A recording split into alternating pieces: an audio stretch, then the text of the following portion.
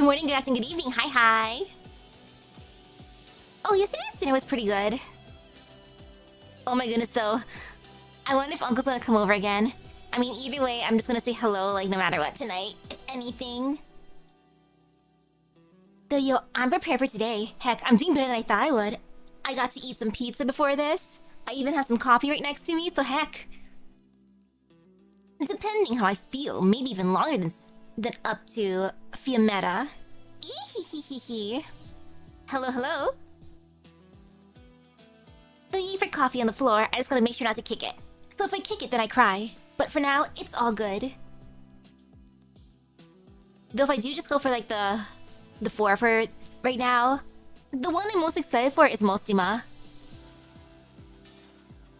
Like, hello again, Mostima. Second would be Enforcer. I wonder how he's doing babysitting. I mean, I guess I'm gonna find out. Look at him. Such a good boy. Starting off with his file. Codename Enforcer, gender male, combat experience half a year, place of birth Laterano, date of birth January 30, race Sancta, height 176 centimeter, infection status, medical tests have confirmed that no infection is present, physical exam, physical strength standard, mobility excellent, physical resilience standard, tactical acumen standard, combat skill excellent, Originium art assimilation standard. Ooh, 14 stages. Oh, dang. Okay, not bad between before. Streams, probably. That's exciting how they went all out for this event. Profile. Enforcer. Citizen of Laterano. Entitled to the privileges listed in clauses 1 through 13 of the Laterano Constitution. Is an executor of the Notarial Hall who just passed his training term. During the Summit of Nations, he was involved in riots caused by heretics. Following the incident's conclusion, he was recommended by Operator Executor. In accordance to an agreement between Rhodes Island and the Notarial Hall, he now assists Rhodes Island as a specialist operator. Clinical analysis. Imaging tests reveal clear normal outlines of internal organs, and no abnormal shadows have been detected. Originium granules have not been detected in the circulatory system, and there is no sign of infection. At this time, the operator is believed to be uninfected. Cell originium assimilation, 0%. Operator Enforcer shows no signs of originium infection. Blood originium crystal density, 0.12. Operator Enforcer rarely comes into contact with originium, but consumes coffee in excess. Moderation is encouraged. Oh, that is too funny. Well, sup, Enforcer, I got some coffee on the floor if you want some. Archive File 1. Operator Enforcer, real life, Azel Pastor, quickly won over everyone's hearts shortly after arriving at Rhodes Island, thanks to his gentle, friendly demeanor and helpful attitude. It is hard to imagine that Executor and Enforcer, both executors from the same Laterano Notarial Hall, have such dramatically different ways of handling people and situations. From this, we can infer that Laterano may have various ways of protecting their citizens' civil rights. Enforcer prefers a more diplomatic approach of listening and mediation, rather than resolving disputes through physical means. He tries to fully understand the intentions and arguments of all parties, before finally resolving the conflict by finding a solution everyone can accept. However, this does not mean that Enforcer is incapable of fighting, far from it. During his operator exam, Enforcer displayed stunning combat prowess, particularly in close quarters. Though he may lack experience in emergency situations, as far as his skills are concerned, he is very likely more than capable of dragging everyone to the negotiation table one way or another. Great. The Notarial Hall even has enforcers like him. The kid even offered to help me whip up a cup of coffee. Closure. Wow. Lucky Closure, I want coffee now. I see as I have coffee on the floor. I want more coffee. Archive File 2. As we understand it, Enforcer recently completed his training period as an executor of the Notarial Hall. Certainly no small feat for someone so young. Under normal circumstances, when a citizen of Laterano receives their patron firearm at the age of 12, they still need an extensive period of study to truly master using it. After passing a number of examinations and obtaining the corresponding qualification certificates, including the Laterano firearm carry and usage permit, they formally earned the authorization to use their gun in self-defense, escort duty, ceremonies, and other purposes. Additionally, every few years, gun-owning citizens of Laterano need to bring their patron firearms to the relevant branches of the Notaro Hall and complete gun inspections before they can continue to legally use their partners. However, the education and training required of the Notaro Hall executor goes far beyond that. Hey, hello. Working in the Notaro Hall is a difficult task, and each official requires a deep understanding of several layers of laws, regulations, and rules. In other words, it can be said that many in the Notaro Hall are profound legal scholars. On top of all this, an executor must also have excellent gun handling skills, and most difficult of all, must deal with situations where they might be forced to point the muzzle at their own kind. This is not something that can be learned from a textbook. The last Laterano event got ahead, where the first Summit of Nations took place in 1099. Okay, that's a year after the Victoria War ended in 1098.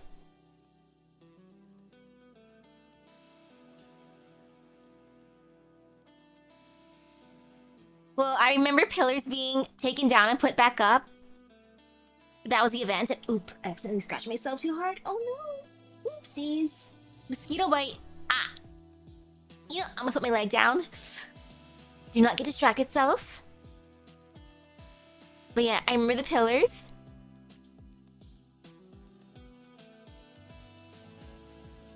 Was that also with Virtuoso 2 or is that a different one? And is it the same one where we got introduced to Enforcer and his babysitting? Or was that a different one too? Because oh man, they might just be blending together in that case if it's different. Due to both the Sancta's laws and their own empathy, it is inherently difficult for one to harbor hostilities towards another, or even to hide their hostilities. Even if would not violate the law, one still needs to overcome massive psychological pressure as well as a sense of moral condemnation to lift one's hand against a fellow Sancta. Perhaps Operator Executor represents the ideal state that skilled, experienced executors should aspire towards. However, Operator Enforcer still managed to pass his Notaro training, all while maintaining his gentle demeanor. Oh, Virtuoso was in the Lithanian event.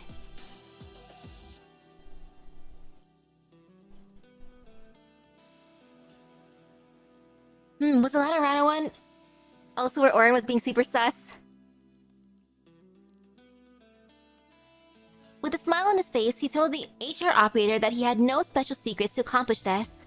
Simply a bit more patience. Archive File 3. When Enforcer arrived at Rose Island to handle the necessary onboarding procedures, he had with him a young Sancta girl named Cecilia. Aw, he even brought her to Rose Island. Best babysitter. What a mature and adorable child. Even though she won't be here for long, she has already become good friends with almost all the other children here. And they all look forward to seeing her again. This came as a surprise to us. From what we knew, Cecilia grew up in a very unique environment, isolated at home for a long time because of her identity.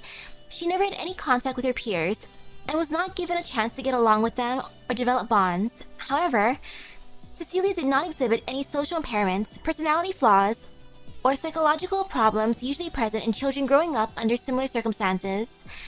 Her deceased guardian must have painstakingly nurtured her emotional growth. Undoubtedly, she has been given more than enough love and companionship. According to Operator Enforcer's explanations, Cecilia's health is not in stable condition, and following Dr. Kelsey's judgment, Rose Island will provide her with as much medical assistance as possible. Unfortunately though, there really is not much we can do for this lovely young lady. Dr. Kelsey can only provide a few bits of basic medical advice on diet and rest. Given that Cecilia will travel to areas near Casdell, it'll be difficult for medical to conduct follow-up health monitoring. However, Cecilia assures us that she can take care of herself, and we have little choice but to trust in this precocious girl. After all, Enforcer will be accompanying her along the way. An executor should have the skills to handle whatever challenges may arise on the way.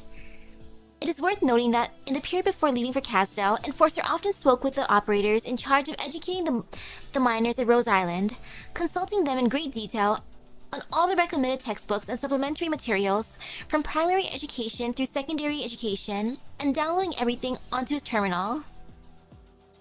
Wow, he's like the best elementary school teacher too. Like, not only babysitter, but good for him. Like, dang. Oh, in terms of timeline, in Laterana it would be Guide Ahead, this Dissimo event, okay, the Federico event, in the Lost Somatic Plate, Dueling Term, Federico playing tag with Arturia and Lathanian. And that happened between 2 years before the destruction of our landship. Dang. Archive File 4, Classified Log. Cecilia's condition is very unique. Unexpectedly, Operator Enforcer seems to have a deeper understanding of this than we do, perhaps due to what they experienced during Laterano's Summit of Nations. That's right. The girl named Cecilia has a mix of Sancta and Sarkas blood. Despite the deep hatred between these two races, there are always those who can overcome the barriers built over thousands of years. To be honest, this girl is not alone. Emotions have a lot more power than one would expect. The truly remarkable thing is that even as a mixed blood, Cecilia's halo still shines bright above her head, though somewhat unstably. Children between Sancta and foreigners can never be Sancta, and this should have been an ironclad law. Their halos and wings of light are proof of their acceptance by the law, which shuns all else. What then does Cecilia's existence mean? We have too little information to work with. Neither Cecilia nor Azel seemed insistent on asking this question, which is likely the wisest course of action. For us, what truly matters isn't the meaning given to one's existence, but what meaning that existence can go on to create. I just like the thought of... It's like... the law being like, how dare you marry this person and make babies with them, for most others. But then for Cecilia's parents, the law is just like, okay, you know what, you guys are cute together, fine. We will bless this child. Touch. And I don't think I touched the event tab yet. Though I know there was like a special PV when updating the game too. So if that's the same one, then because it automatically played when updating.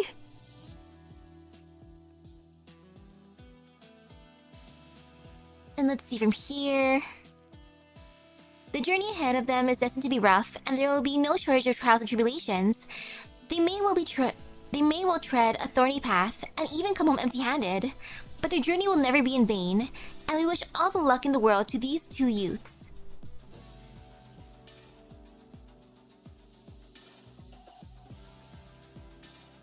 Promotion record. I saw a little bit of it if it's the same one. If it involved... like Federico on top of it at one point.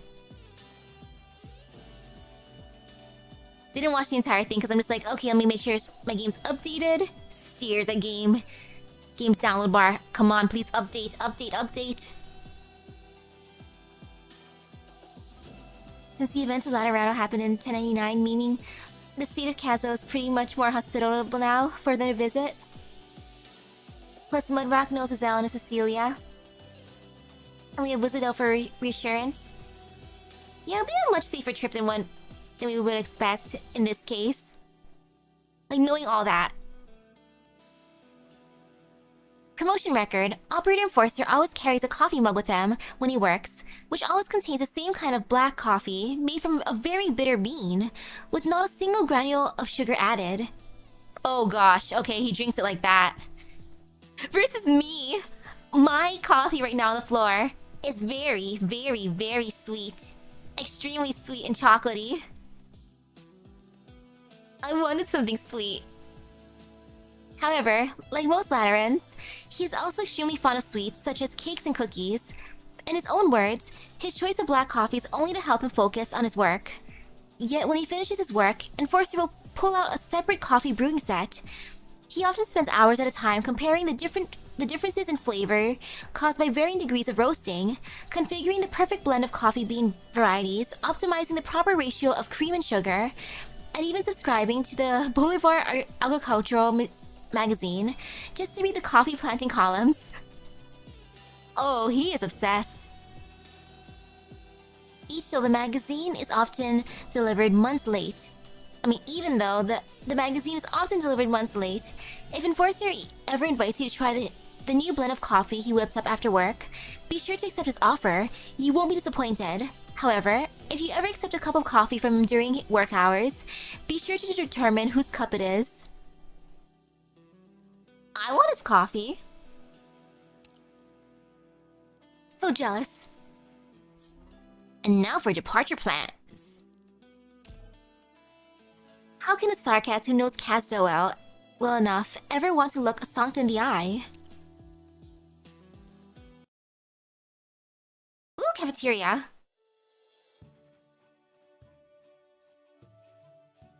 Alright, I've made note of all that. I can't thank you enough, Vigna. Don't sweat it. Not much I could help with anyway. I couldn't answer any of your questions about Casdo. Real sorry about that. No, that's not the case at all. The fact that you are willing to teach me about Sarkaz customs is already a huge help. Thanks to you, I've already learned a lot. Don't mention it. But I'll tell you this again.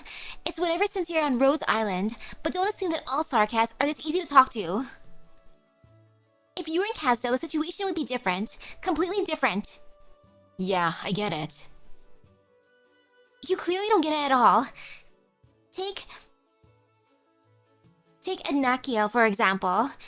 Even with how good his temper is, the two of us didn't talk till we'd known each other for a long time. But in your case, how many days has it been since you joined? When you just casually sauntered up to me for the first time, I thought you had some kind of problem with me. Okay, so it'd be Archetto and Mostima first operating record. Perfect. Ah, I see. So that was the reason why you were on guard. This is already pretty good by my standards. Anyway, just be careful out there. The way you are right now, I'm real worried that you'll end up dead in a ditch somewhere long before you ever reach Casdow. Haha. I'll do my best to keep that from happening. Putting all that aside, thank you for your concern, Vigna. ...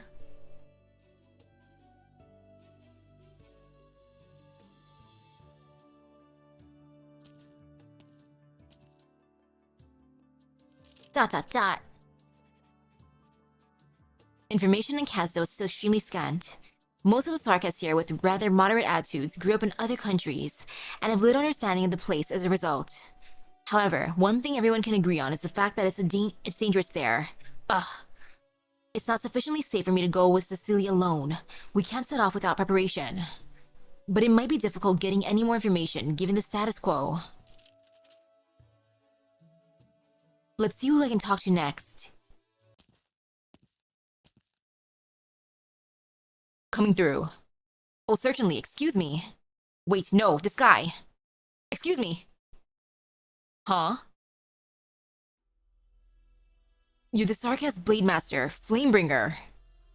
I've seen your face on a wanted poster at the Nonorao Hall. A Sancta, huh? Out for revenge. If it's a fight you want, you've got one. We'll take it outside. Oh, the boss wasn't very annoying. Oh, that's good. Yay for easy fight. But step aside first. Wait until I water my flowers. Plenty of executors and others at the Nonorao Hall say that it's a pretty bad idea to fight alone when encountering certain targets on the wanted list. Also, this is Rhodes Island, so I will abide by the rules here. Yeah, suit yourself then. This man, he doesn't seem wary of his surroundings in the slightest, and his body is relaxed. He is supremely confident in his combat capabilities. He's so focused on the decorative plants that he didn't notice me pulling my gun. Ooh, battle number 2's your fave? Ooh. What an incredibly dangerous individual, however. Flamebringer, sir. Would you mind if I ask you a few questions? About what? What are you hoping to get out of me? He's still going about his business, watering his flowers without even pausing for me. It's as if my words mean nothing to him. Of course, not even a hint of anger either. Phew. This might be the best chance I'll get. There are a few things I'd like to ask you about Casdell. I want to know what the reality of the situation is there, like the size of the nearby towns and what kind of people are entering and leaving. I would really appreciate it if gave me some guidance. You're going to Casdell? Yes. If you got a death wish, then go for it. It's not a death wish. I have my own reasons for needing to go to Casdell. But I'm fully aware that given this current circumstances, setting out right now without making any preparations is tantamount to suicide. And I'm not about to do that, which is one of the reasons I've come to Rhodes Island. Uh-huh. Don't block the light. Acting recklessly, putting the lives of others and yourself at risk, it's not bravery. It's just irresponsible. If I can learn as much as possible about the actual situation on the ground before I go, I'll be able to plan ahead and prepare accordingly. Even though some degree of risk is inevitable, I'd at least like to avoid as much of it as possible. You don't have to talk so much. Your story's got nothing to do with me, and I'm not interested in your philosophizing. Philosophizing. Out of water. Also, should get around to pruning these branches and leaves. It looks like it's only lush on one side, probably due to uneven light exposure. Rather than trimming off the unbalanced parts yourself, it might be better to rotate and let the other side get some sunlight. Cut off the excess branches and leaves, and the flowers will bloom better.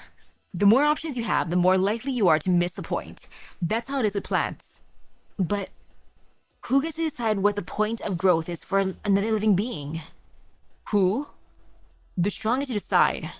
I'm afraid we'll have to agree to disagree on that one, Flamebringer. While it's true that this plant, after being pruned, might be more beautiful in appearance and grow more of its eagerly awaited flowers, I believe that a living being with a consciousness should be free to decide how it wishes to grow. Huh? The Sarkis Blade Master utters a single absent-minded syllable. Hello, hello? Oh man, though, that was me with my Lilikoi vine. I'm just like, you can grow freely. The vine ended up attacking like half of the house, and then my family destroyed my plant because I let it grow how I ever wanted to. I'm just like, you do you, plant. Tee-hee-hee. And then it just climbed all over the house. So, I feel for both sides of the plant argument. Just oof. And further details on the state of affairs currently this time.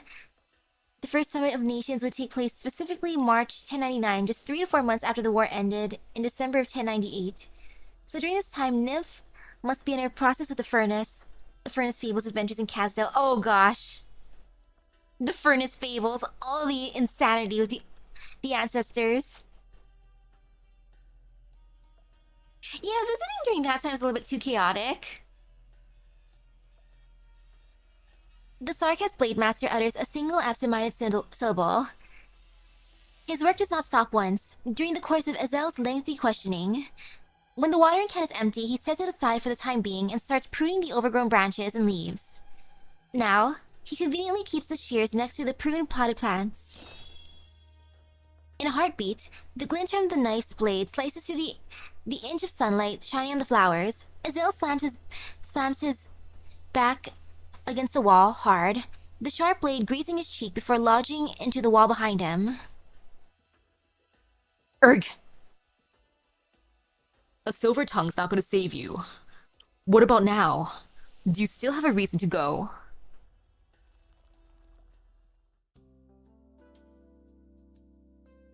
He is determined. Vigna, why are you so late today? Sorry, I stopped to chat with someone on the way here, and it ended up taking a while. Oh, it was Mr. Zell, right? That's right. How did you know, Hibiscus? Because I was the one who sent him your way. That Sancta guy came to ask me and Lava some questions, but unfortunately, we weren't able to help much. What? Is the weird Lateran fellow still going around asking everyone what they know about Casdell? He's not being discreet about it at all, huh? How many people has he asked by now? He's not seriously planning to take a little kid to Kazo, is he? Does he have any clue how dangerous it is going around searching for someone with those two shiny targets above their heads? Yeah, I also think it's way too dangerous. I really hope he manages to find some better way, though. What are you discussing? Oh, Mudrock. We were just talking about a Sancta guy who joined recently.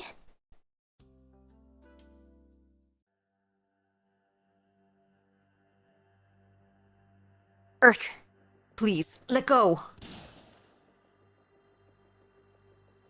Why don't you shoot me in the gut? Is this all the resistance you can muster? You want to go to Kazo with that toy gun of yours. Who do you think is going to be convinced by your high-minded ideas? This overwhelming power. He's seriously going to kill me. If you want info, you can talk to the vampire doctor. Or maybe that Kelsey woman. If you have time to play 20 questions here, why not directly ask your superiors? How many of Laterano's missions do you think revolve around Kazo anyway? How many Sancta Souls do you think this blade has gorged on? I appreciate the warning, but I still hope to hear the truth about Kazo in your words. You should understand by now. I had my blade speak for me. Fool.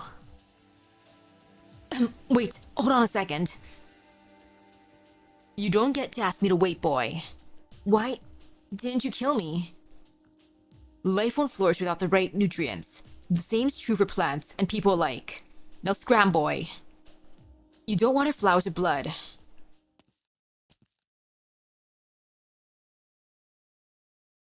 Phew. That pure malice. He was absolutely ready to kill me just now. Nothing I said did any good at all. He didn't bat an eye at my words. He even took the watering can with him when he left. So that's a real sarcasm.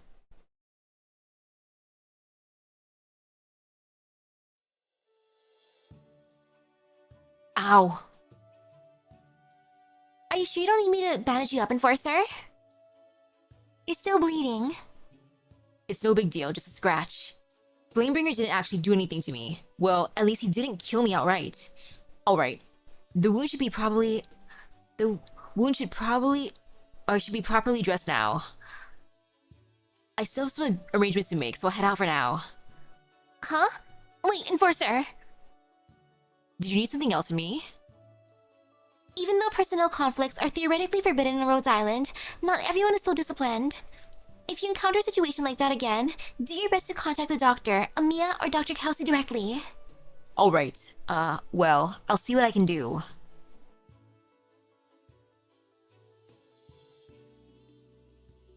Most importantly, there are a number of circus operators in Rhodes Island who've had certain experiences in the past. In your case, it might be extremely dangerous for you to try to approach them. Please be careful. Thank you for the advice. I know my conduct carries great risk.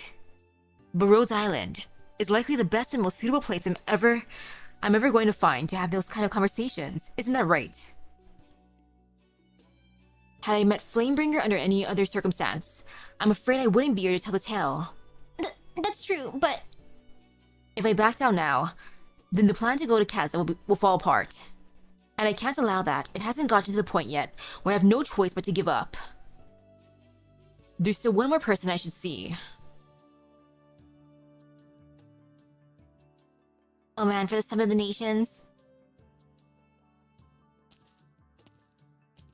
I know they were gonna... Like, a lot of people from around the world, of course, came.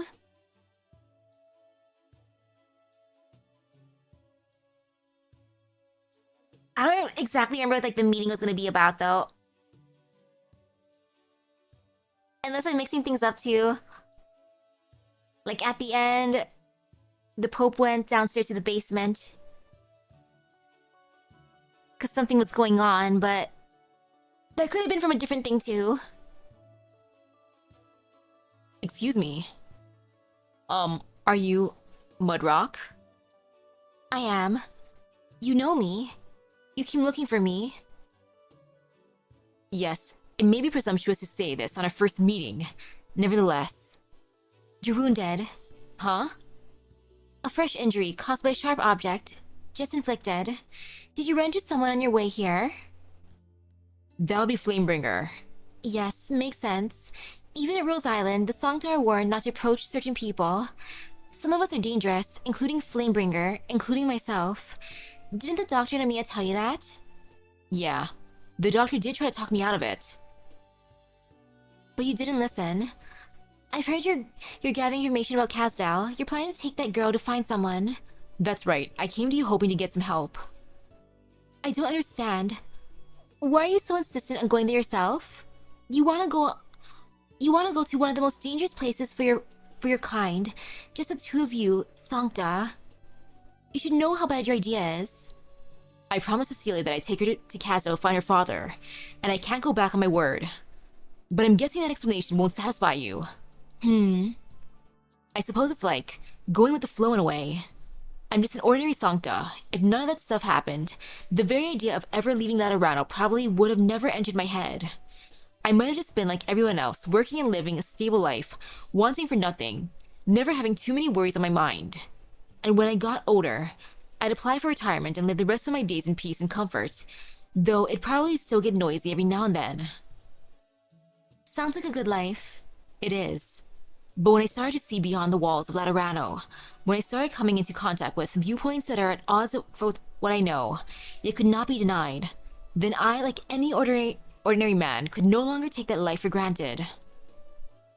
Cecilia gave me a chance. Honestly, I'm the one who needs to thank her. Going to Castle isn't just a promise I made to her, it's also what I want to do. What you want to do? Yes. I'd love to see Castle for myself and witness the lives of the people there. That's the reason why I've come to you, Mudrock, ma'am. I want to understand the Sarkaz, the people we've been locked in conflict with forever. I want to know, are we actually the same? If we were born the same, what is it that divides us now? What is your plan? As much as I love to say that I've already devised a plan to do all that, the truth is, I'm having a hard time even gathering info. That said, it's not like I haven't given it any thought at all. I just wouldn't call it a fully fledged plan. In the case of Cecilia and myself, Castle is indeed difficult to enter, and us being Sancta only puts us on the back foot even more. But if we're talking about a mercenary who made it out of Castel... What do you mean? For example, a mercenary who was born in Castel, someone like you. Say she went aboard to earn some money before going back home, and captured 2 Sancta prisoners along the way. That sounds pretty reasonable, doesn't it? Haha, just an idea that popped into my head, Mudrock. Don't worry too much about it. It was only after meeting Flamebringer that I realized I haven't been taking this whole thing seriously enough. It sounds reasonable. Huh? If you make up your mind and decide to take the risk, your idea is reasonable and might be worth a shot. Do you have the courage to try? Of course. If I was afraid of taking risks, I never would have left Laterano. Mudrock, ma'am, can I ask you to help with this? Ooh, Mudrock's the perfect person for the job. Mudrock is great. I like that.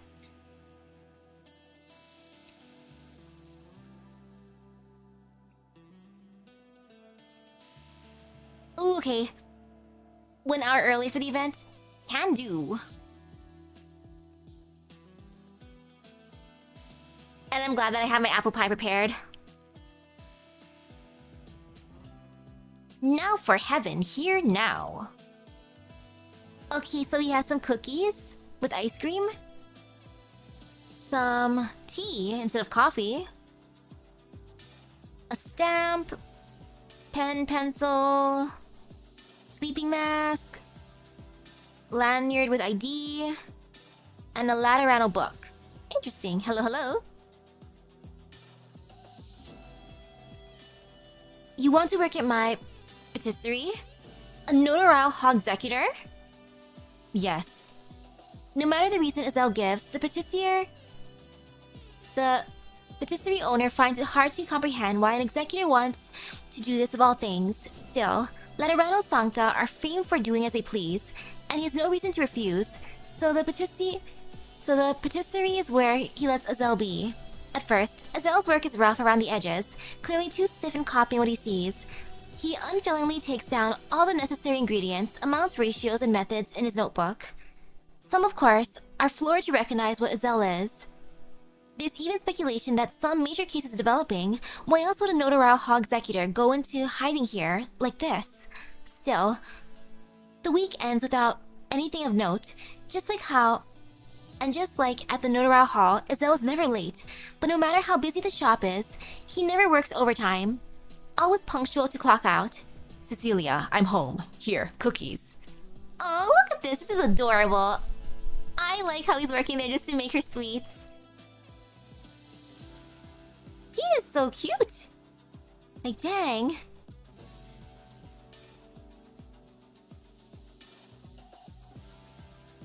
In a way, yeah, they'd be more sheltered. I mean, they are just staying in one place.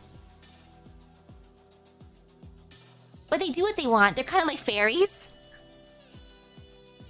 Fairies in that sense. I know I'm doing pretty good, though. Oh my goodness, it's so hot right now because it's only 1:40 p.m.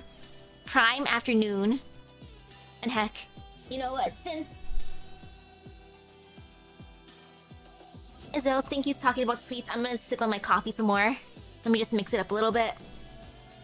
Coffee. Sweet, sweet, sweet coffee. Yum. There's some blended up chocolate chips in here, so I gotta chew it a bit. Super sweet.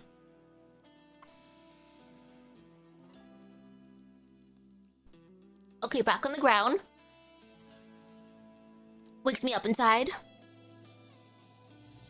I can drink coffee, but like just plain coffee. But I prefer my coffee with cream at the very least.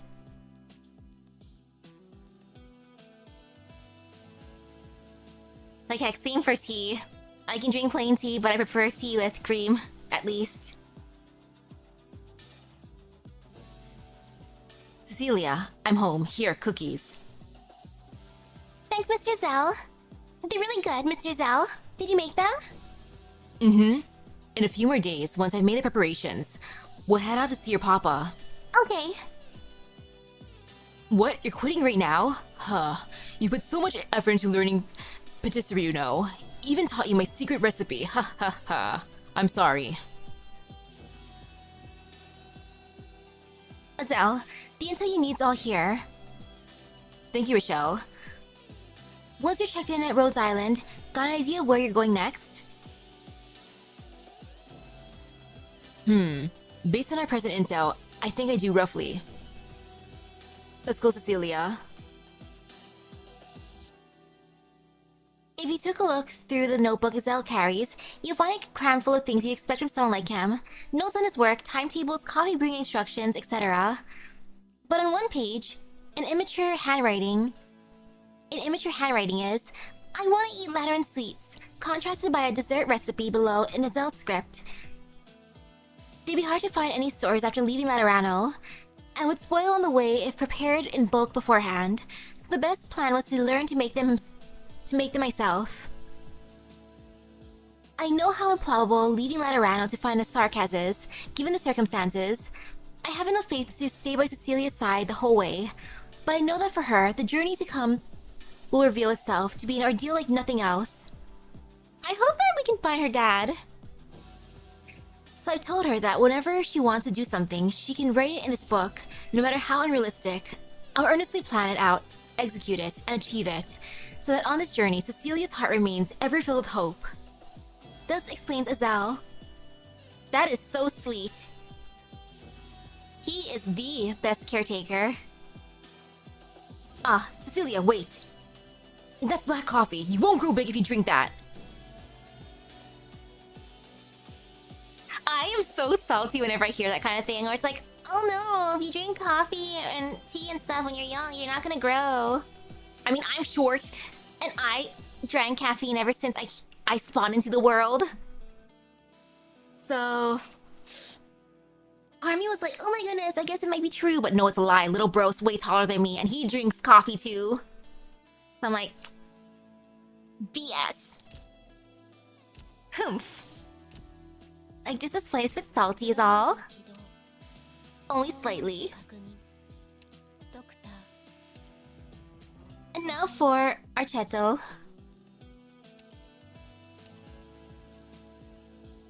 Basic info. Codename Archetto. Gender, female. Common experience, 2 years. Place of birth, Laterano. Date of birth, November 16. Race, Liberi. Height, 152 centimeters. Infection status, medical tests have confirmed that no infection is present.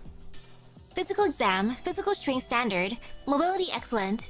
Physical resilience standard. Tactical acumen standard. Combat skill excellent. Originium arts assimilation standard. Profile. Cleric Hildegard, hailing from Landon Monastery, codename Archetto. Temporarily at Rose Island, serving certain collaborative business aims. Proactive in putting forward all sorts of proposals, urging that both sides open up amicable dealings. Simultaneously displays exceptional combat proficiency across a breadth of operations. At her own request, presently serves as Rhodes Island sniper operator, active on all manners of missions. Clinical analysis, imaging tests reveal clear normal outlines of internal organs, and no abnormal shadows have been detected. Originium granules have not been detected in the circulatory system, and there is no sign of infection. At this time, the operator is believed to be uninfected. Cell originium assimilation, 0%. Operator Archetto shows no signs of originium infection. Blood originium crystal density, 0.12. As a Laterano convent with enduring reputation, Landon Monastery places immense value on its clergy's attention to their health and physical rudiments. Prior to her actual admission checkup, Miss Archetto provided medical the last 5 years of her annual health assessments for reference. Aside from the need for Miss Archetto to be aware of how her height might challenge her, everything's normal. Archive File 1. A lot of the time, Archetto seems rather like a businesswoman. Obviously, not a criticism, but compared to sweeping the barren soils, driving out mutated originium slugs, and other such missions, Archetto reserves her fervor for the exploration of business opportunities from every angle. Aside from her specialized bow and arrows, she also keeps on her several dozen pamphlets advertising Landon Monastery.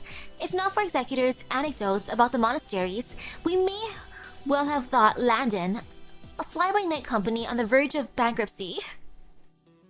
Archetto has said that her sisters are scattered all across land nowadays, trying to look for a way forward for Landon Monastery, but only Archetto has ventured as far as Lungmen, Syracusa, and Sargon, with little to show for it. She was impotent alone, and needed to find a truly collaborative partner, a trusted collaborative partner. It was bearing all this in mind that Archetto finally came to seek Rhodes Island's cooperation. Archive File 2. Archetto is of half Victorian, half Laterano descent. She grew up in Laterano and deeply loved her free and open homeland. She could have become a scholar and stayed with her alma mater, or succeeded her mother's furniture store. But Hildegard, at the tender age of 10, chose to join the Landon Monastery, becoming one of the honored Landon Guard, devoting her own due power to the defense of Laterano. Archetto's archery skills comes from her father, an ordinary Victorian hunter. Come fall and through winter, if safety held, he would take Hildegard out of the city to the great snow-capped mountains. As Hildegard learned the arrow, she displayed incomparable talent, which would serve as a foundation for outstanding displays at Landon Monastery in the future. Okay, it's actually really cute. A Victorian hunter and a Sancta with a furniture store. I wonder how they met and fell in love. That's pretty cute. I like that.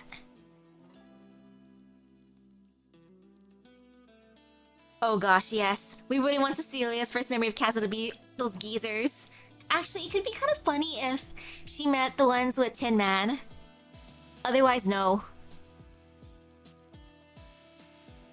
However, every time life at the monastery comes up, the cheery and earnest Archetto takes up a begrudging look, whether the lax elders or the ever-snoozing Landon Bishopry. It seems Landon Monastery is A peerlessly undisciplined, carefree place. If they weren't a sign on it, you could call it a nursing home and I believe you, so Archetto laments. Though by the looks of it, she truly did enjoy her time back there. Archive File 3, concerning whether it was idleness and negligence that reduced Landon Monastery to its present state. This is fantasy. No matter their financial issues, they still uphold a soldier's basic virtues. Of course, we can't forget their Landon Monastery exclusive secret recipe sissy milk bread either, of which Archetto repeatedly sings the praises. Maybe it's the soil and the feed that give Landon Monasteries sissy beasts such voluminous builds, with milk nothing like the oily, throat-parching stuff from Ursus breeds. They use this sissy milk to make cheese, and pour it over the bread after melting it, producing the exquisite second-to-none taste of the monastery's special sissy milk bread. I want that! Beyond that, the monastery also has an in-house brewery. Their beer, with malt concentrations to beat them all, has a distinct aroma, one welcomed by aristocrats lucky enough to sample it. What is this place? So they make special milk, they can make special bread, cheese, and wine? Wine and beer? Huh? In the early days, the Landon Bishopry had no interest in any industrial pipeline for the monastery to scale up production of the beer. It spread only by word of mouth amongst nobles and religious figures. Become Landon Monastery's economic winter, plenty of voices rose up inside. A young bishop declared, "In all honesty, I don't care whether we make the tradition a commodity or we don't, but taking faith and peddling it, that deserves our wholehearted resistance." When a monastery fully becomes a mercenary organization, a pasture and a brewhouse all at once, it can be bewildering. Nevertheless, seeing how proud Archetto looks as she markets those goods, surely Laterano's a fine enough place. Archive File 4. Archetto has mastered 3 unusual ways of utilizing arrows, and her bow is just as unusual, a product of elaborate upgrades. Naturally, some were directed by Landon Monastery's older archers. Some suggestions came from the easygoing young Landon Bishopry. By the end, even Ikin Catapult had made it in, and it was a weapon far beyond the realm of arrows at first glance. However, no matter what it is now, it couldn't fall short with Archetto's excellent firing technique working it. These came from Archetto's childhood winters, when her father would take her to hunt great snow-capped mountains. He taught her how to hunt, how to draw a bow, how to aim. That said, relying only on a bow and arrow to rejuvenate a monastery would be utter nonsense. Once she left Laterano, Miss Archetto fumbled her way through the bishopry's remaining contracts, one by one, visiting a great many cities, signing just as many deals. But Archetto knew deep down, the monastery was hardly an industrial plant, and these business deals hither and thither would less change the monastery's current condition than it would take the monastery's growth somewhere strange. Aiming to find that monastery a true foundation for a long-term collaboration, using any means she cares for, Archetto still strives to this day. Of course, almost took a wrong path describes more than the monastery, but for now, let's not look too hard into that time someone nearly induced Archetto to become an intercity net idol. Wow.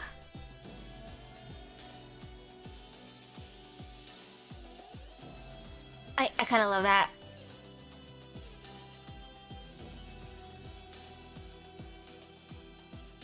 Ooh, okay, so Fiammetta too. So we got Archetto's first, Mostima's first, and Fiammetta. Promotion record. Landon Monastery, unlike general knowledge, Laterano teachings, its core reason for establishment lies in protecting the personal safety of the apostle and important members of the clergy. The greatest difference between the monastery and Nobunaga Hall, or any other Laterano institution, the monastery actively accepts believers from beyond Laterano and will offer them a chance to serve the apostle. This time, the monastery adopted more of an employer model. Receiving the devotion of pious warriors, back then, they earned the moniker Landon Guard. However, as times changed, the Latin Guard began facing all sorts of problems with their employment framework. With a certain bishop's backing, the monastery presided over the establishment of a complete educational system, further trialing the admission of a few youths to study at the monastery. After that, the bishop also suggested that the monastery ought to become a buoy of our faith, and advocated admission of persons beyond Laterano. After that, some bishopry even suggested that justice is as faith, and that Latin monastery needn't be confined to the security and guarding of large-scale religious activity, as long as they could guard their true love, their Laterano, and so Latin monastery appeared across every corner of the world. History pushes for Latin monastery's progress. In other words, we struggle and struggled so as to avoid becoming a relic. Really, we've just been more and more unable to find work, and we've had to expand business. And that's all, isn't it?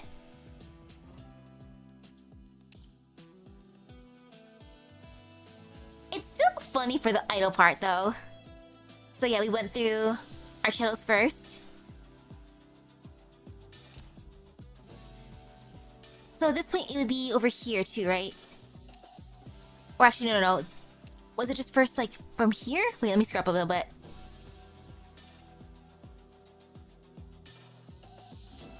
Okay, just the record, right? So going to these. Starting with the first one. Yesterday, once more.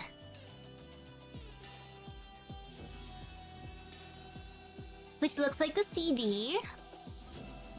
And a book about grains.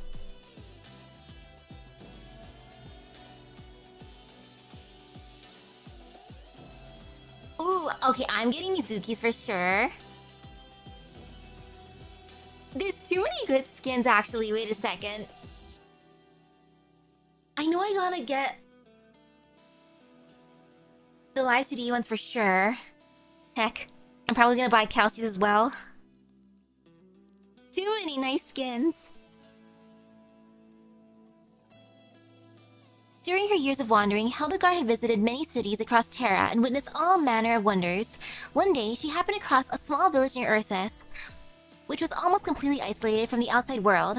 The residents here had never cared about things like faith or future, working tirelessly only to fill their stomachs. But in this village, there was a young girl who knew the history of the Latin Guard and remembered the teachings of the Lateran Pope. As her grandfather had fought alongside the Latin Guard in his younger days, although these experiences had long since turned to old memories, and the old memories simplified into bedtime stories for the little girl, their power to promote belief in salvation had not waned. In the eyes of the little girl, Hildegard's arrival fulfilled the promise of salvation in the teachings and prophecies.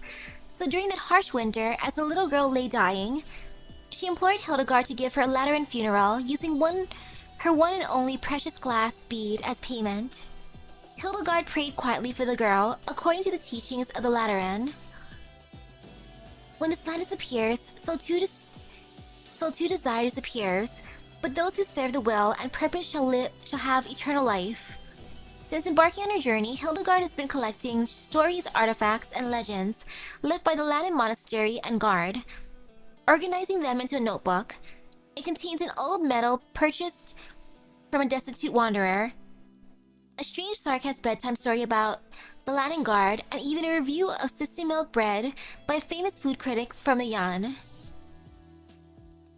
Like in a certain story when my father told me when I was little, no matter how far you wander in the forest, even if you lose your way, as long as you follow the breadcrumb trail you left behind, you can always find your way home. But in the story, aren't the breadcrumbs eaten by a foul beast, leaving the boy lost in the forest forever? Anyway, what I mean is that, as long as those who need it hold onto their faith, the story will survive alongside drinking and merriment. No matter how far you've wandered, Latin Monastery will always be there if you're willing to look back. It's all worth commemorating. This is where Hildegard's optimism comes from. Although, she has imagined several possibilities for the future of Latin Monastery, whether it is forced to close due to poor management or destroyed in the chaos of Terra. The greatest challenge is that the ideals and functions of the monastery are no longer needed by the people or even the Lateran. But despite such worries and despite disappointment and setbacks time and time again, she has never stopped. The teachings of the Lateran tell us what we see is not that which we see. It is what we do not see. It is the unseen that is eternal. Of course, I think that if we compile the collected stories and legends about Land and Monastery into a book, we might just be able to raise some more money. Girl, your priorities. Seeds of tomorrow. When Hildegard left Laterano to set foot on this trying journey, she received a little pouch. Inside was a small handful of the season's grains. It was a tiny tradition of land and monasteries. Hildegard had seen her seniors off to faraway lands with much the same thing. The clerics would pick out the best of the monastery's wheat, thresh it with great prudence, then dry the grains and place them into a hand-sewn pouch. They held within them land and monastery's fine character and glorious mission. It was said they blessed the land and guard in times of tribulation. Hildegard and her senior clerics had discussed this legend's origins more than a few times. Some held that the grains could serve as emergency rations when in desperate straits, but others held their own views. Legend also told of a great Landon soldier who used the wheat he carried on his journey to brew a batch of beer, and brought a safe source of hydration and protracted merriment to the villagers whose water had been polluted. Okay, it sounds kind of funny though. It's like, well, the water here is bad, so let's just drink beer. Only beer. Beer. All told, wheat was a wonderful thing. Bread and drink, more often than not, came from it. It symbolized an enduring hope. Whether the people longed for luscious joy or peaceful life, they would find it in these grains. Hildegard had always held the same too. Until she passed through an ancient battlefield on her journey, the Latin Guard had faced the enemy on it some centuries ago, and she'd once read how bitter, how fierce the campaign was. She thought it'd be a wasteland covered by the stench of grief. But no, it was now a field of wheat. Though a field of wheat, it seemed altogether inappropriate. The wheat growing here had no farmer to tend it. It sprang high over the plains, filling her view. It was a harvest season, and the golden ears glittered brightly in the dancing sun. Hello? Hildegard gripped the pouch in her hands. She understood. This field was born from the blessing she had held in the heart of her hand. It had been nourished by blood. She suddenly recalled the pet name the clerics of Landon Monastery gave these pouches. Seeds of tomorrow. How would tomorrow turn out? Nobody knew. Maybe the same as ever, or maybe stained in tears of blood. Nay, hello. But with these seeds in hand, there would be beauty in the end, sprouting from whatever became of them, even if it was watered by hardship. Hildegard carefully stowed away the pouch of tomorrow's seeds, to grow again one day. And now for Archetto's specialized badge. Ooh, it's her weapon. Oh, it's a short one too. In light of special permissions granted, the Field Operators Department has hence passed the following resolution with respect to Archetto. Where the entailing mission would fall under Integrated Strategy scope, this operator shall be pursuant to tactics of a reinforced nature in meeting the enemy, in witness whereof, this badge is hereby conferred upon the above named, pierce through villainy, leave only right and light for perpetuity. Interesting. Archetto. Delicious.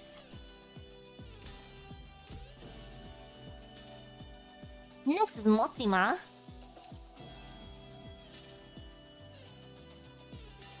Mostima looking gorgeous as always. So file, basic info, codename Mostima, gender female, combat experience 1 year. Ooh, to save OP or buy Archetto's LTDE outfit. I'm a sucker for outfits, especially the live 2D ones. So I want to say go for it, but at the same time, too many nice skins. Combat experience 1 year. Place of birth Laterano. Date of birth, December 12. Race, undisclosed. Height, 170 centimeters. Infection status, confirmed uninfected by medical examination. Physical exam, physical strength standard, mobility standard, physical resilience standard, tactical acumen standard, combat skill excellent. Originium art assimilation, excellent. Profile, an employee of Penguin Logistics who always acts alone. Nothing is known about her previous work history. Clinical analysis, imaging tests reveal clear normal outlines of internal organs, and no abnormal shadows have been detected. Originium granules have not been detected in the circulatory system, and there are no other signs of infection. At this time, this operator can be confirmed to be uninfected. Cell originium assimilation, 0%. Operator Mostima shows no signs of herpes infection. You already bought Wizardel and Mostima's outfit, so you're not too keen on pinching your wallet. Understandable. Very understandable. Blood originium crystal density, 0.12. As a transporter, Operator Mostima frequently enters dangerous environments. However, it goes without saying that she knows how to protect herself. Archive File 1. A transporter who always wears a smile on her face. She is well-informed and well-traveled, having a good understanding of the geography and customs of most countries in Terra. She often drops facts about various places that would be considered secrets to outsiders. However, tracking her down can be as hard as chasing a ghost, and no one seems to be able to find her when she's needed.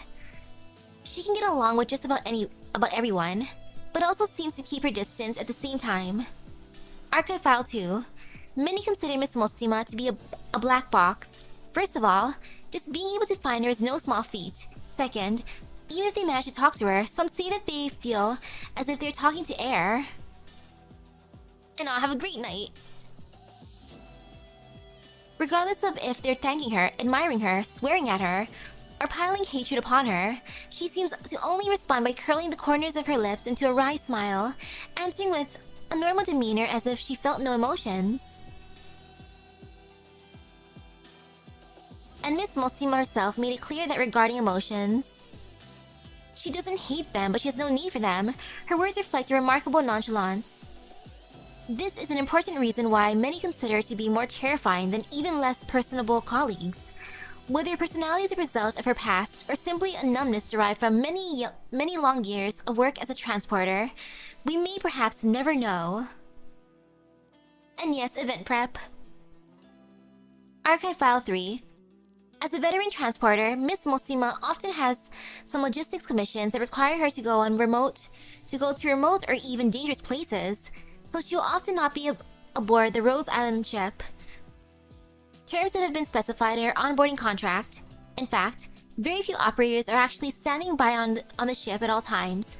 Once the Rhodes Island ship has docked at a certain location, operators are free to carry out activities in the locale as long as they maintain contact with the ship and do not act in a way that would damage the interests of Rhodes Island. Beyond this point, however, Miss Mostima also has a few peculiarities.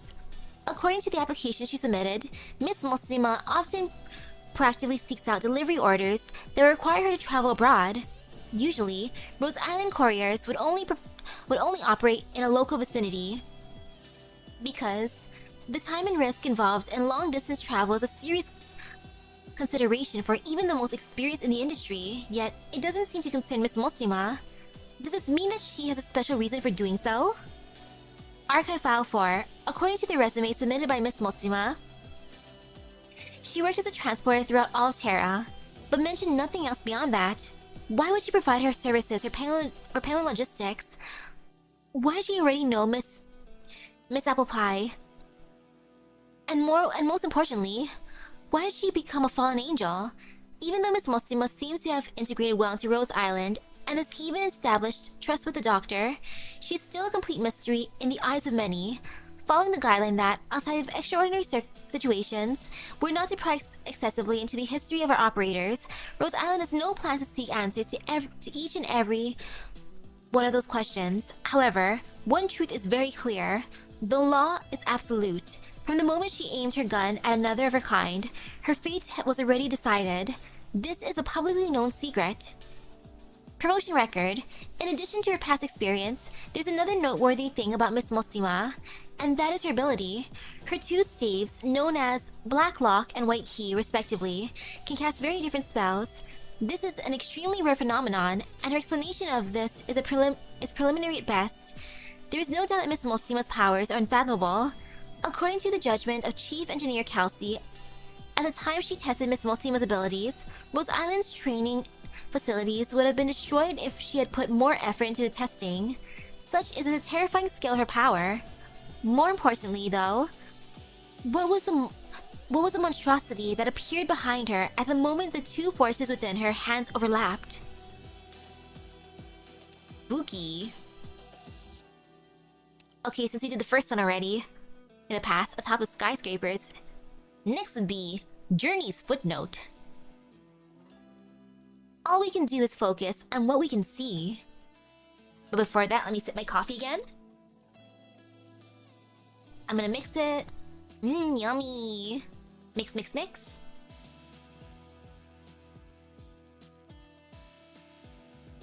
So tasty.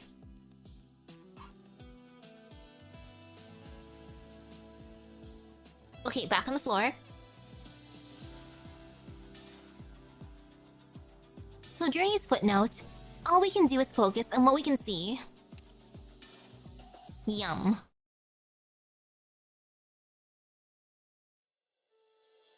Looks like we're in a village. Humble Mayor. 5 years ago, the town of Deeproot was destroyed by catastrophe. Thanks to assistance from the Holy City, we were able to rebuild our lives on this new land. 5 years later, the new Deeproot is up on its feet. We're now in a position to revive our town's traditional art, sculpture. In the old days, the middle of town always displayed the masterwork of our greatest craftsmen. And now, I would like to revive this tradition and commission a new statue by our best craftsmen, in memory of those who did not survive. Your father was the best craftsman in town, Susan, and we've seen how hard you worked to carry his mantle. Will you take up this responsibility? Hesitant woman. If father was still here, there would have been no one more qualified. But for me, I don't know if I'm ready.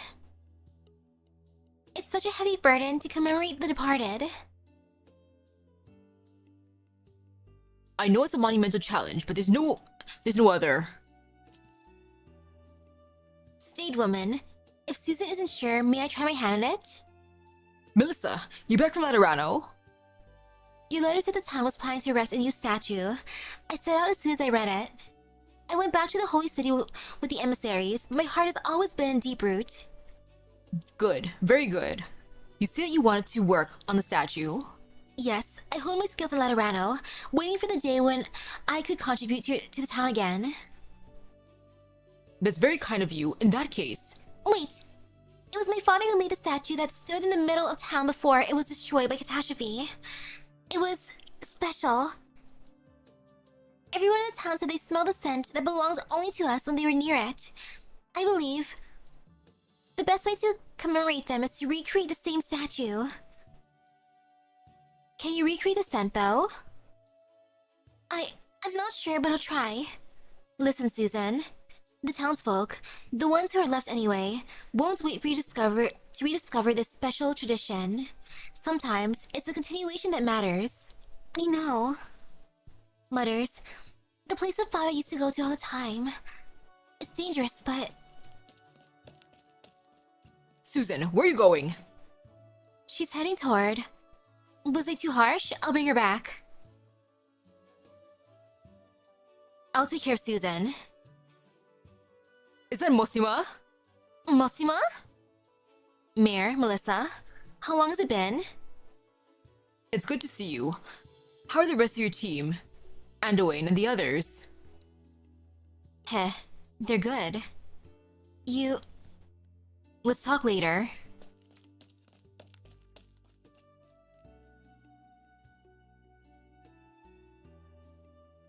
You're Melissa, right? You must be.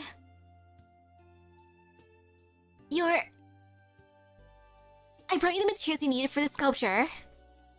By the way, have you seen a song by the name of Mostima? Mutters, did you pick this time to come back on purpose, Mostima? Huh?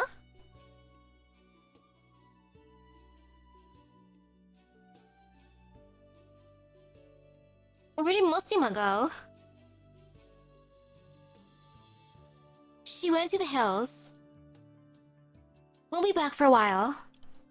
Alright. Yeah, I didn't expect to see her here too. I'll help out here then. You just do whatever she dumps on you? I've been looking for her for a while. Every time I go to a new place, I happen across something like this. Something that's just as much fun as looking for her. Sounds like she's doing it on purpose. Who knows? But that's just Mostima. When we were little, she never came along when I asked her to blow stuff up with me. But there were a few times when I realized that she was watching me from a distance. Heh. How do you know Mostima? Our town Deeproot was destroyed by a catastrophe 5 years ago. My father and I were the only surviving Sanctas. The Holy City received my father's call for help and sent a squad to pick us up. My sister's old squad. But their leader, Anduin, didn't just take us away. Together with his cohorts, he escorted the non-Sancta refugees to this place. They also requested supplies from the Holy City. It's only later that I learned they had taken out a year's wages in advance to do this. Dang, a year's worth of money.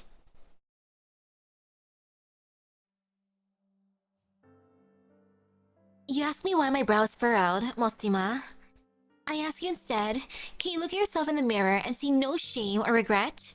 This is all we can do for these non-Sancta refugees. All we can do is to take them to a patch of new soil, send them some supplies, and take our own people back to Laterano. What happens here is none of our concern. There's a life of beauty and happiness waiting for us back home. This has been taken for granted. We've accepted it, and so have they. But why?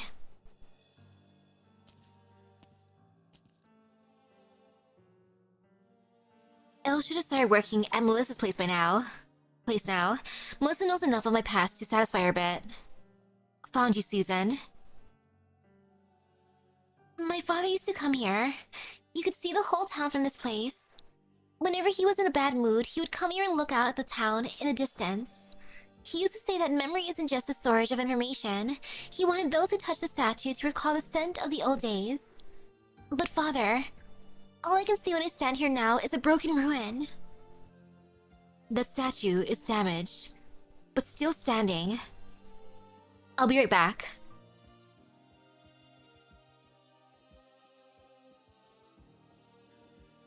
Wow, this is a huge rock. It's not just for one statue, is it? Correct. My plan is to sculpt a set of statues to commemorate the dead. You've seen similar sets of statues in Laterano, haven't you? Oh, like the ones on the plaza? Yes, I wanted to sculpt a set of statues like those and inscribe the names of the dead. Sounds like the murals in the churches. You're a smart girl. You said that you started sculpting only after you went back to Laterano? Yes, Deeproot was known for its sculptures, but not everyone was a sculptor. I was one of the non-sculptors. Honestly, I had difficulty adjusting to life in Laterano. Maybe I've just been used to Deeproot, so the constant joyful jubilation in Laterano hardly feels right to me. Ah, I get that. I've been following Mostima's trail for a couple of years, and seen a lot of places outside of Laterano. I've come to realize that they're very different from the Holy City. You know, one of my dreams is to live in a different city. Then you're not just a happy-go-lucky girl, are you? Anyway, it wasn't until I went to Laterano that I became interested in sculpting and began to pursue it formally.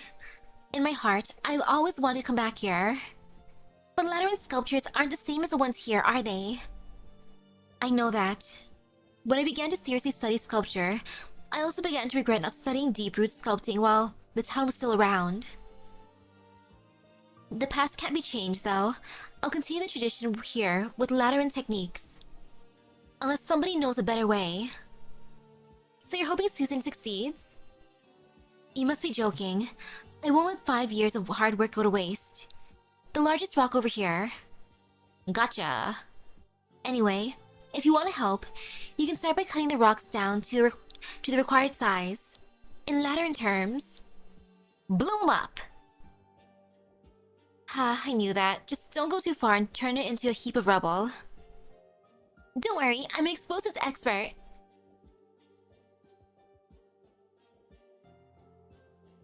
Now I want the rest of Penguin Logistics to show up on vacation.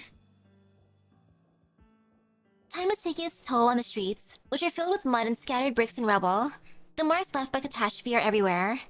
Even the most experienced messengers avoid such places, but Mostima steps aside without hesitation, stopping only to tighten her hood. Laterano was said to be a paradise in Terra, but that paradise is only for the Sancta. Anduin rebelled and left because of that. And that paradise based on the Sancta that we know, they consider their paradise sheltered. Ooh. A cage of safety.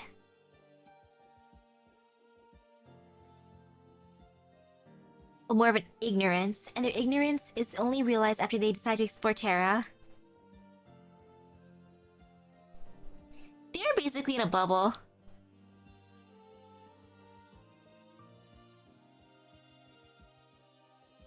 She has gotten far too used to such environments in the span of just 2 years.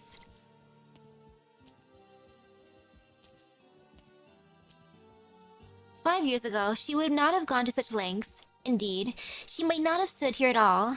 In the 2 years that she had been a Legatus, however, she had seen too many places and things that she had never seen before. When she set foot in the place, she already had an inkling of what Susan was talking about. The answer to the scent might be a simple one. You think so too, don't you? Mostima comes before the statue and stands in the middle of the ruins, carefully removes a broken piece, and takes a sniff of it. Then she bends down and picks up a handful of soil, and takes a sniff from it as well. It is as she thought. The secret to the scent of the town is simple. It is a mingled scent of the soil and the stone used in sculpting. And there is no great secret to why the townsfolk thought it familiar. It is the freshness that the vegetation left in the soil, and the unique mineral scent of the stone. The townsfolk have lived side by side with these scents all their lives, which combined to become a scent that brought back memories to the people who lived here. Can't say it's that pleasant. Then again, we've been all over, but we've never smelled a smell quite like it, have we? Dirt. Explosive set. I've done the math. You get the result you want when it goes off. You really know what you're doing, don't you? Couldn't tell at first glance. I told you, I'm an explosives expert. Let's get started. Boom! Lemuel's math was spot on. Or was on point. The massive rock cracks into several pieces as the explosions go off. The only thing she neglected was the nature of the stone. By the way, did they tell you that these rocks emit a large amount of dust when detonated? Lemuel cannot open her eyes in the thick dust that fills the entire area. I can't see! What the? Shh. I can't see. Melissa, help! Look out, there's a hole in the ground. Huh? Whoa! Lemuel's foot finds nothing but empty air, her body instantly thrown off balance. As she's about to fall into the hole, a hand grabs her arm and pulls her back. Thanks, Melissa! Gotta be more careful, Elle. Mostima? Hearing the familiar voice, Lemuel rubs her eyes and forces them open, but she sees no one before her. Mostima? Melissa, was Mostima just here a moment ago? Melissa, where did you go? What's going on? Oh, they're just messing with her now. The scent. Yes, that's it. Oh. It's exactly what Deep Root used to smell like. This is the scent, alright. I didn't think it would be so simple. It's the simplest things that leave the deepest impression. I have to thank you for finding it, Mostima, Susan. It's me who should be thanking you, Melissa. Without you, I would still be going around in circles. Well, it's a little too early to celebrate. If the secret behind the scent is so simple, there's no reason why I can't use it. Now ain't that a cunning move? You didn't think the townsfolk would pick you just because you discovered the scent? No. I'll sculpt the best statue. I don't know how to thank you, Mostima. You helped the town discover the familiar scent and brought vitality back to the place. You flatter me, Mr. Mayor. I just happened to be in the right place at the right time. But I'm curious, Mostima. 5 years ago, all you did was follow your squad leader, Anduin, without saying a single word. Why did you come today to do all this for us?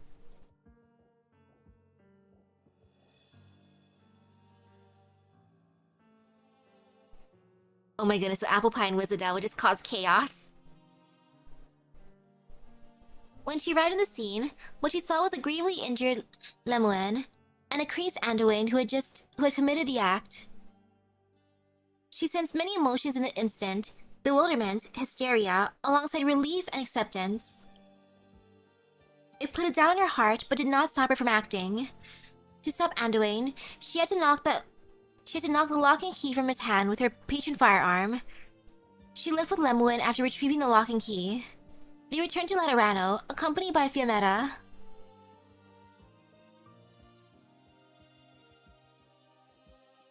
After that, the locking key were taken from her, and she was put under house arrest. She did not regret her fall. It was what Anduin saw in the locking key that she was more concerned about. She made the bold decision to break into the Curia. Mrs. Chance and the secret maid elude her forever.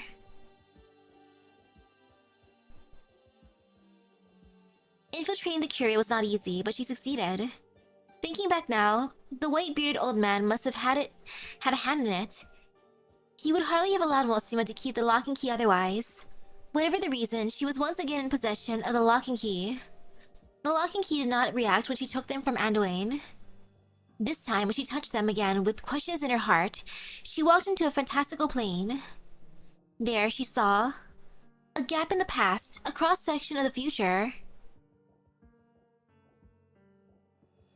She had a pretty good guess as to what Anduin saw. When she saw what she saw in that plane, she immediately understood why Anduin went mad. After all, Anduin was always worried about the future, always lamenting over the smallest of tragedies. In a way, she could even say that Fiammetta's anger and Anduin's actions was born out of Fiammetta's approval of him. Considering Fiammetta's sense of justice, it is no wonder that she always held Anduin in high regard for the concern he showed for others, in comparison to Fiammetta herself, who always seemed a little aloof and removed. However, Mostima was not obsessed with the reasons for Anduin's madness.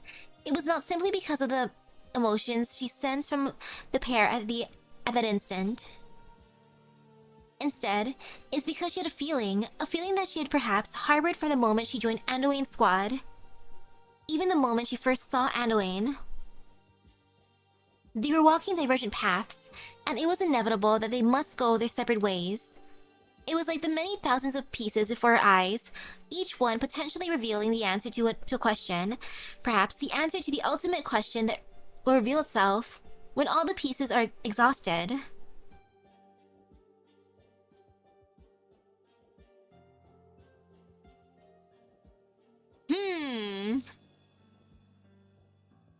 Yeah, I wonder which future he saw.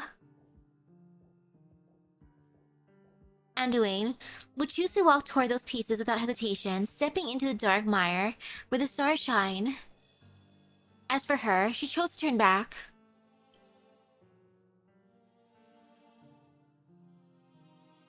When I saw what I saw, I thought, oh, how terrible. I didn't feel anything else. That's why I didn't understand the struggle that a certain somebody was going through. But now... Mostima, those horns... Are you fallen? The past 2 years, I've traveled the lands as a legatus, and I've come to a conclusion. Lovely bastards, the Sanctas are. I've just relearned to live life. To live with this... I just relearned how to live with this land after realizing that I was a bastard. Tell Elle that I have a new mission. I'll be in Lungmen for a while. I ran to this guy by the name of Emperor 6 months ago. He's in Lungmen too. I think I'll pay him a visit.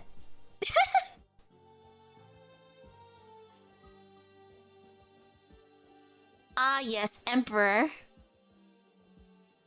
Mostima turns around at the hillside. She can see the town square in the distance.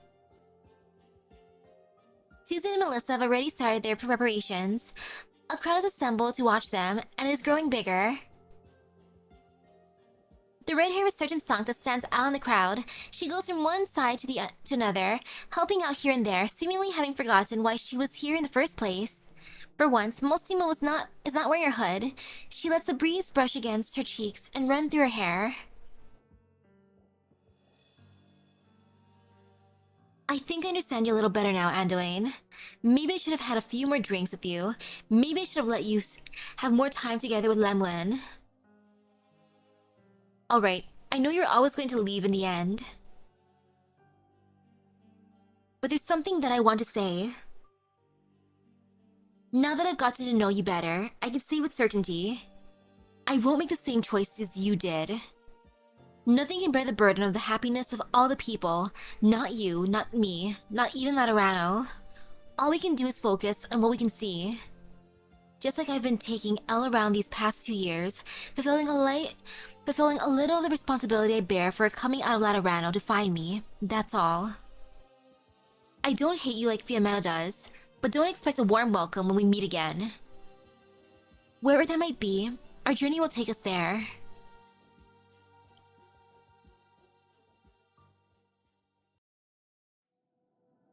Dang, though. A before scene with... before meeting or joining up officially with Payment Logistics. And ooh, this is gonna be a fancy looking one. Veteran Legatus's customized cloak. Look at how pretty that is. Pasha, Your Excellency, this is the 5th story I've told for you. I hope it was to your satisfaction. In the resplendent palace of Sargon, a blue-haired messenger, dressed in attire markedly different from those around her, stands at the foot of the steps, bowing respectfully towards the Pasha seated on his throne. On the high platform, this richly dressed Pasha gestures to his attendant, whispering something to him. The attendant's face briefly shows a hint of surprise. Then he steps forward to loudly announce the Pasha's decree. Messenger, my lord has never heard of such ruins hidden within the Black Flow, nor the history buried within Victoria's ancient battlefields. Your stories have greatly pleased him, and he's willing to forge a friendship with Evangelista the 11th from afar. Thank you very much. The blue-haired messenger gives a polite and confident Sargonian court bow and begins to turn to leave, but the attendant speaks again. Don't be in such a hurry, messenger. My lord has one more question for you. Please, go ahead. My lord wishes to ask if you would stay and tell him the remaining 995 stories. Oh my goodness! 995 stories. Does His Excellency the Pasha mean that he wishes for me to relinquish my role as a messenger and remain by his side? Precisely. My lord offers you wealth and luxury here, in exchange for sharing with him all your enchanting stories. The blue-haired messenger smiles. I thank His Excellency for his kindness, but I am accustomed to my life of freedom. Such riches and luxury are not suited for me, or suit to me.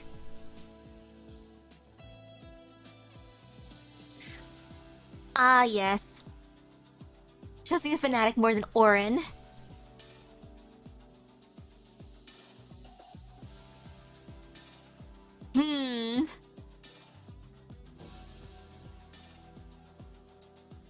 The main thing that I remember for Anduin is that... well, of course, he's the reason for Mostima's fall, and also the reason why Lem was in a wheelchair, which is sad. It's like, come on, dude. going crazy after seeing like a what if future. Like, sheesh. But knowing that he took out a year's worth of money to help the people in that other town, like, maybe he wasn't like horrible after all. Like, sheesh. And also now knowing that he might have been the one to help out Kierda, like,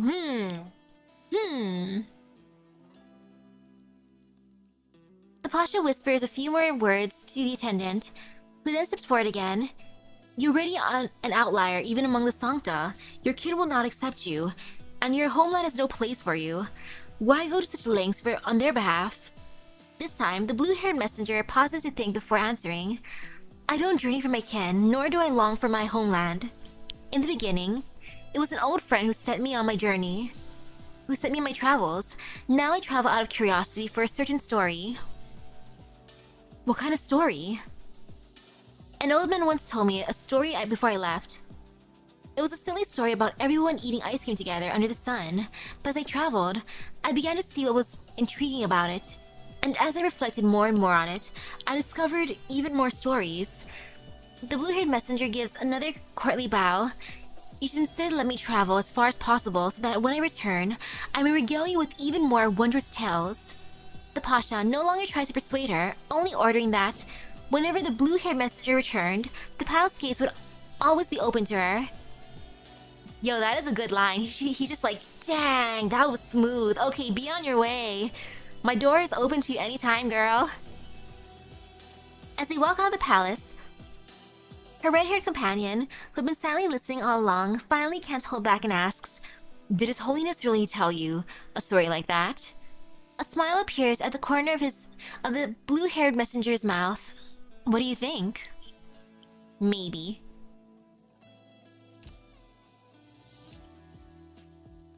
Home of the Black Lock and White Key. Well, there's the lock and key. When he was 10 years old, his homeland was laid waste by war, leaving him no choice but to flee. During his escape, he tumbled into a hole blown open by an explosion, and found the long dormant lock and key by accident. When he was 20 years old, he became a caster, and quickly earned the praise and respect of those around him, thanks to the lock and key's power. When he was 30 years old, he had amassed great wealth and a reputation that he could only dream of. He only dreamt of. Yet, he had long since ceased to care about any of that. At some point, he began to talk to his staff day after day. Everyone thought he had gone insane. Oh gosh. This seems like a story of corruption at this point. Anduin wandered along his group for 10 years, so maybe in those 10 years, Hirda might have traveled with him before going separate ways. It's most likely we find quite a stark difference. Anduin reaction of going mad is what you would expect for someone who has a lot of faith, and he only witnessed one truth compared to Hirda.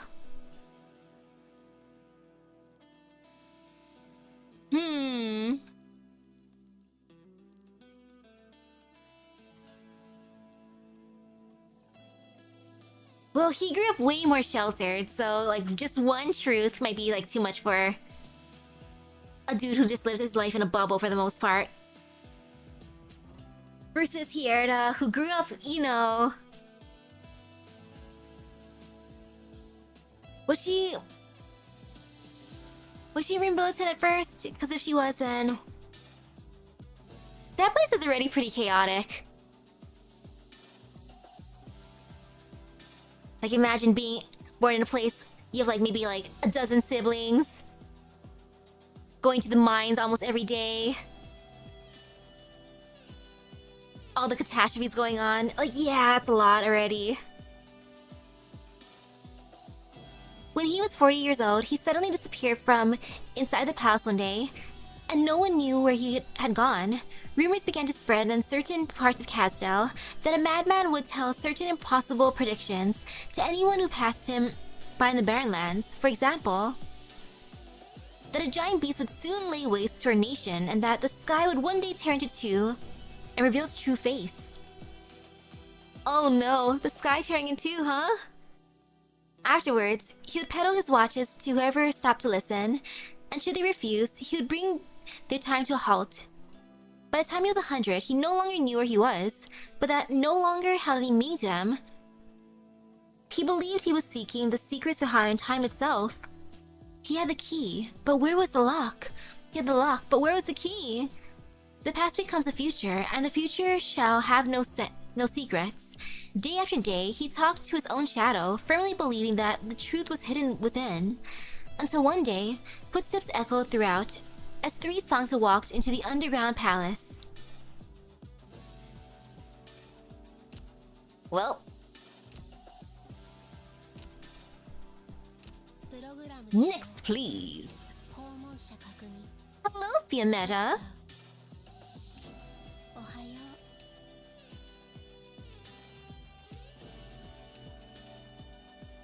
I still like how she's just following around Mostima.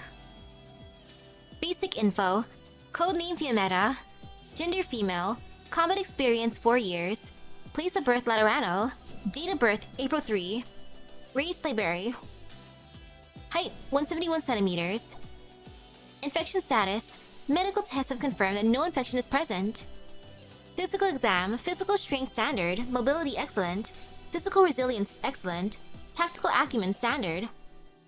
Combat skill excellent. Originium art simulation standard. Profile.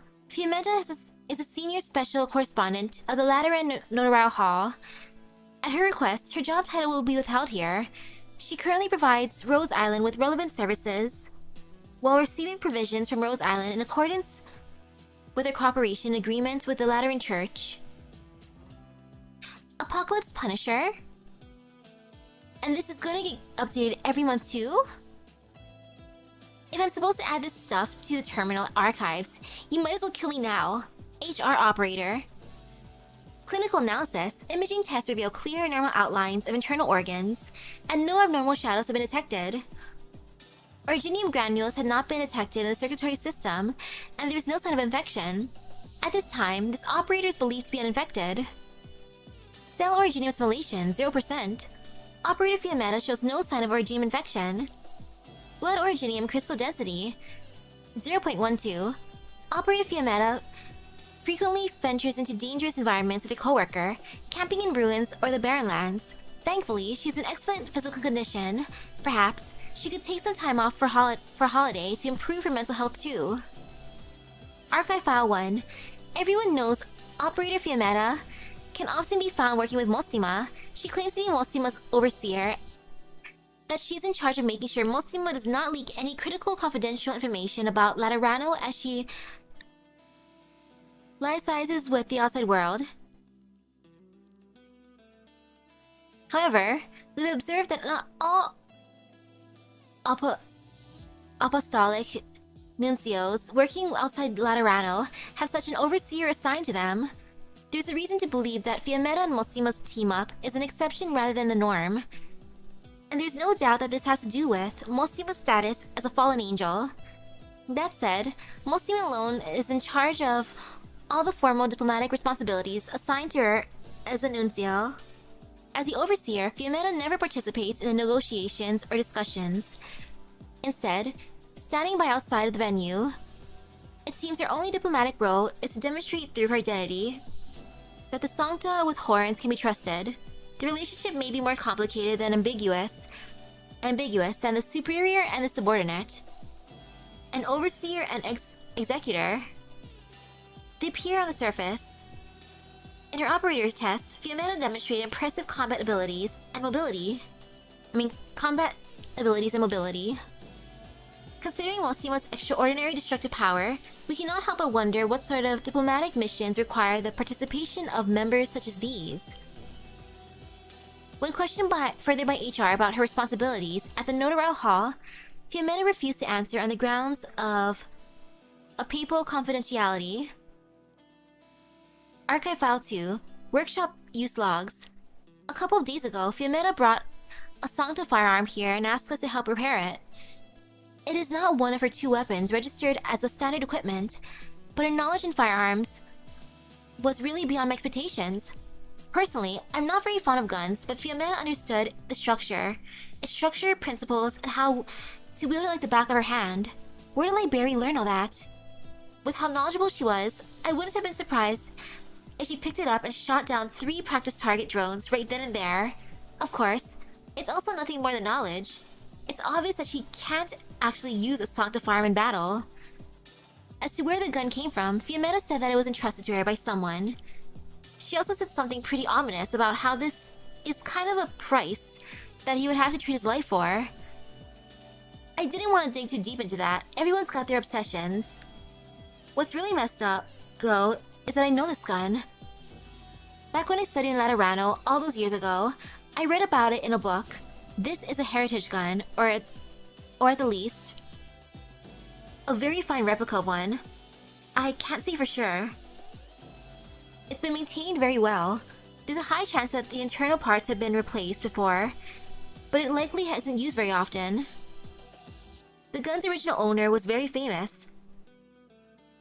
If this is the real deal, it was once held by the saints themselves. The saint that wielded it was known for generosity and piety.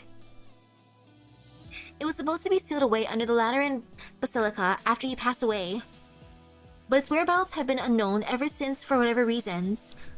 Until today, that is. Assuming it's real, I can't fathom how its owner have found this old boy, or how Fiammetta got her hands on it, but I feel compelled to at least leave this on record. I just hope this isn't some kind of stolen artifact, since it definitely belongs in a museum. Archive File 3. Old friend, we agree with your decision. Old friend, we agree with your opinion. Now that it's come to this, there's indeed very little chance of salvaging the situation. My intention was to simply give her an opportunity to hone her arts and to get some achievements under her belt. That way, she would at least have some sway in the future, and our 2 brain-dead colleagues would shut up. None of this could have predicted that incident, her choices afterwards, but I still think you were a little too worried nonetheless. This isn't necessarily a bad thing. We were never going to be able to keep an Einer forever. I still support Lemwin's proposal of dispatching her to the pharmaceutical company. She's proven over the last several years that she can take care of most things herself. The best way to assuage your worries would be to give her a greater support and reliable guardian angel. Don't forget, she overcame her racial handicap and became a gun knight candidate solely because she's one of our finest students. We should trust in her, and I hope you can reconsider and retract your opinion. You should rejoice. We would have let her parents down if she'd grown up the way Laterano had intended. We must repay that favor, of course, but not this way. Give her time. She'll surprise us both. We're old and she's still young. Also, you should pick her next codename. Something badass. She'll Lemwin who's boss when it comes to picking names. This letter, written on a particularly dignified-looking sheet of paper, was found in a large stack of Lateran Church Rhodes Island paperwork. It was unsigned. Wow. That's how she got her name? For Fiammetta? It's like we want to give her a super-duper badass name. Fiammetta. Archive File 4. From Fiammetta's infrequent mentions of the Fallen Angel incident, and the clues we obtained via other channels, we have managed to piece together a decent picture of what happened during the operation. The elite squad she belonged to was sent to carry out a cleanup mission, aiming to deal with the Sarkaz bandits that had been repeatedly ambushing Sancta caravans. Consisting of 4 Laterano elites, this tactical squad should have easily completed its objective. They followed the trail left behind by the bandits and tracked them down to the remnants of a building. The bandits were clearly using the ruins as a bunker, or perhaps some kind of defensive structure. Yet, the team was unable to find any sign of enemy there. The place was much more eerie than expected. There were a large number of corpses present, at various stages of decay. Their bodies were all in front of the sealed door, as though they came seeking something, only to never find the answers they sought. The deceased were one of different races, ages, and even eras. But they all had one thing in common. In Fiammetta's words, they were all frozen in their own moments in time. Oh, Fiammetta's her real name. The new codename thing was... like every time started with Mostima trolling her. Oh, okay. There isn't a reliable report as to what happened afterwards. Fiammetta herself claims to have left the scene because of a fake transmission, later found to be a trap set up by bandits, and therefore wasn't present at the crucial moment when events unfolded. What we do know is that Squad member Lemoine was bedridden in the hospital until recently, while Mostima became a fallen angel and left Laterano, followed by Fiammetta herself. Relevant intelligence suggests then the squad was led by a Sancta named Anduin at the time, but no information of such a person is contained in any official Lateran documents. Classified log. There's a rumor that once circulated among the gossip peddlers of Kasdal. Somewhere in the Barrenlands, there's someone who has exceptional insight into the past and future. His forbidden power and knowledge can guide you beyond the door of the truth, so long as you pay the price. After a certain point, this rumor abruptly stopped being spread. Evidence suggests that its source was very likely a certain Sarkaz gang that was suddenly annihilated. Promotion record.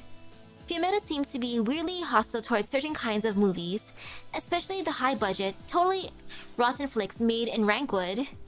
The selling point of these movies are the pretentious titles, the excessive explosions, and under 17 requires a company parent or adult guardian. At a classic movie night held by Nyan, Lava, and Robin, Fiammetta, who was just passing by, had some really strong criticisms and unkind words for these movies. Still, it was pretty obvious from the conversation that she had a deep understanding of the genre and had seen an impressive number of films. Her disdainful insight into these trashy films is on another level. She could be complaining about how this kind of culture filth is having an immeasurable negative influence on people's tastes one minute, then reciting classic movies lines the next. She's even got a pretty amazing repertoire of villain quotes. That said, she ultimately refused Lava's invitation to become the Movie Lovers Group's special commentator. It doesn't matter whether she admits it or not, she knows her stuff. Lava. Wow.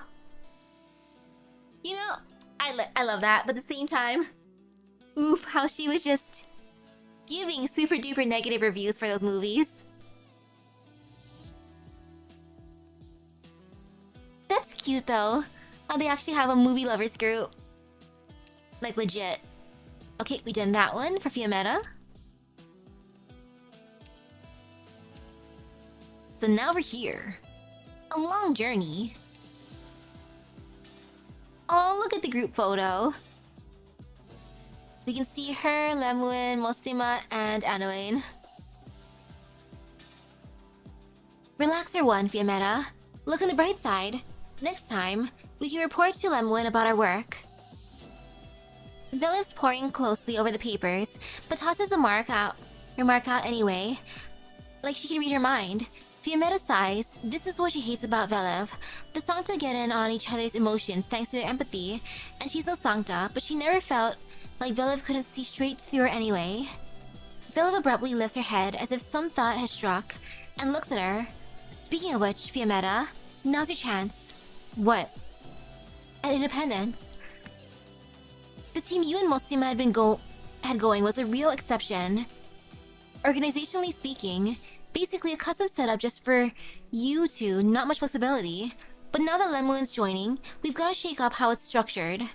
Perfect opportunity. Velev interlaces her fingers, props her chin up, and throws her a sunny grin.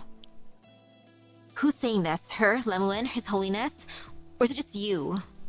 Hello, hello? I'm not the type to stick my neck out, but it's not something I haven't thought about, you know? She stoops down to pull a document out of the cupboard by her foot, which Fiammetta knows at a glance is a file on Anduin. After the incident at the Summit of Nations, they upped the risk level on Anduin's notch. If there was any hunter out there willing to devote her heart and soul to catching him, I sleep better at night for it. Sometimes, I wish other Laterans would care for Laterano as much as you do. It's not a lie. Even on the work front, Fiammetta considers Velev an admirable example. So, what do you say? I refuse. Why? There's way more efficient ways to capture Anduin than working alongside Mostima, you know that. It's because Mostima's worse. Worse as in, Anduin's always gonna be there, but Mostima's the woman who might just vanish without a trace one day. No, I haven't heard her actually speak her mind even once since His Holiness gave her her mission. I don't care if it feels like I'm the only idiot still clinging to the whole Anduin thing. And I don't blame her or Lemwin for having other ideas, but... And she speaks that but, like she tore it off and spat it out.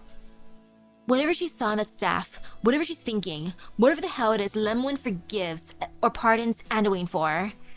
She can tell me, Lemwin can tell me, but they have to tell me something. They have to tell me everything. They owe me that much. And what if they can never tell you?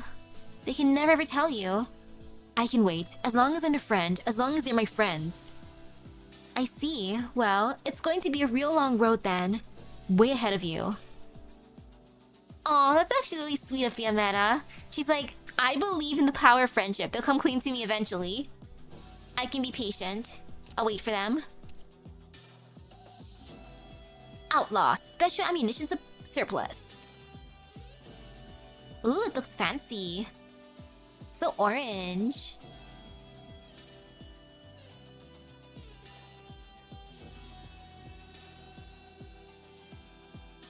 Yeah. It'd probably be weird though, having like the automatic empathy. Like, oh man.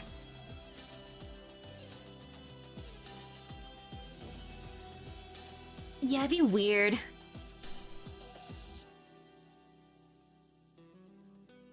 I feel like I'd be more like Executor in that case. Be like, well, don't really understand what you guys are feeling. And now for Outlaw, special ammunition surplus. Basic information. It was a beautifully sunny afternoon years past when the old man pushed a box before the still young library girl. She hadn't even had time to wipe the soot off her face. She never had the finest control over firearms. Though the song to her age used guns as naturally as their own limbs. Fia, I'm not gonna say it's just a racial gulf, or whatever to try to comfort you. And I'm not going to proclaim that wielding guns is a Sancta exclusive glory, like some cardinals. Practice will yield results, and you've as good as brushed shoulders with those results. But it's not gone how you'd want it, or how you'd want. But there's still a different way, or maybe you could say a different tool that could help you move forward. This box holds something one of my mechanics tutors left to me. He's not coming back to Laterano ever. He violated the law. But child, law is not our everything. Now don't look at me like that. Yes, you might go big whoop, but nobody would ever say our focus ends at food and water either, right? There's things we'd forced to rely on to survive. There's always something that transcends the law, sits beyond it, and everyone has a different idea of what it is. Some call it righteousness, and some call it sensibility, and some call it vague hope. Don't panic, and don't worry. There'll be times when wanting to do something will make you unstoppable. The librarian is no longer a girl. She's been more places than can be imagined, and seen more sights than can be believed. But afternoons in Nadarana will never change. The sun is as fine and beautiful as ever. These two weapons have been by her side for longer than can be described, and have ensured her safety through danger and mercilessly shot down the absurd aspirations of others. She carefully cleans the grime from her old friends, oils them, inspects the pressure in every last piece of ammo, and affirms again and again their ordering by type. She'll soon face her pursuer, her enemy of 8 years, and there's no such thing as being overly prepared. There's always something that transcends the law. There's no vengeance in her heart, and no pity either. Only this. What must be settled will be settled, and those who must bear the cost will pay the price. She understands. This is an obsession, nothing more. She slots the final shell into her magazine. Oh gosh, we ran out of toilet paper and the other song to feel your chaotic emotions. But doesn't understand the context of the emotion, can't read the thoughts to extent, can only speculate what would be happening behind the toilet. Oh no! Oh, that'd be so embarrassing and awkward. Like, I want to turn that off. I don't want to broadcast.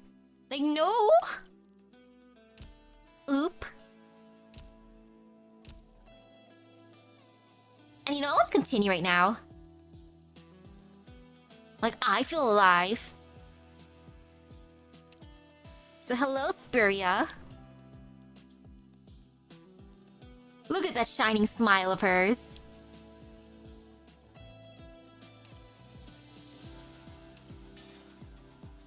So basic info, codename Spuria. Gender female, combat experience 1 year.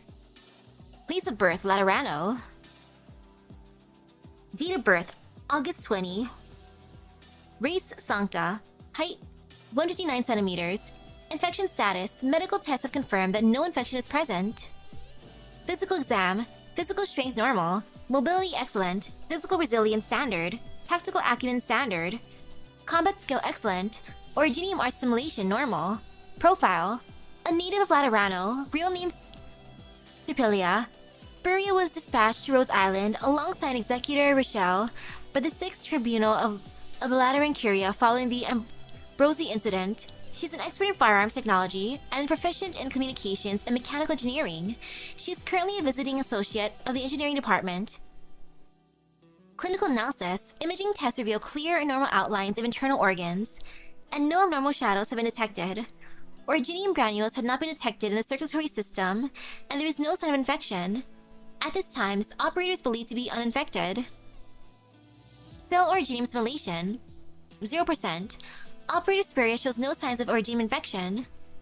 Blood originium crystal density, 0.11 or 0.11. Operator Spuria has a strong sense of safety awareness. Her blood originium crystal density is so low, one suspects she does not leave home at all. Archive File 1. Based on her training data, Operator Spuria demonstrates well above average shooting accuracy, adaptability, and proficiency at firing on the move against other moving targets. However, she seems to consciously avoid over-reliance on firearms, unlike most Sancta operators from Laterano. Instead, she actively employs drones and information warfare in combat. Although she has declined to explain why she prefers not to rely entirely on guns, she's happy to demonstrate her proficiency in engineering and firearms technology. She often spends her free time in her room, working on drones and other gadgets. At Closure's recommendation, she began to visit Rhodes Island's workshop, sharing her knowledge with other engineers. Today, she's considered a trusted partner by both our Sancta operators and the engineering department, and their go-to engineers of Repair Workshop 3 and their go-to if the engineers in Repair Workshop 3 are absent. Wow, good for her. Okay, the next batch has all operator records. Ooh.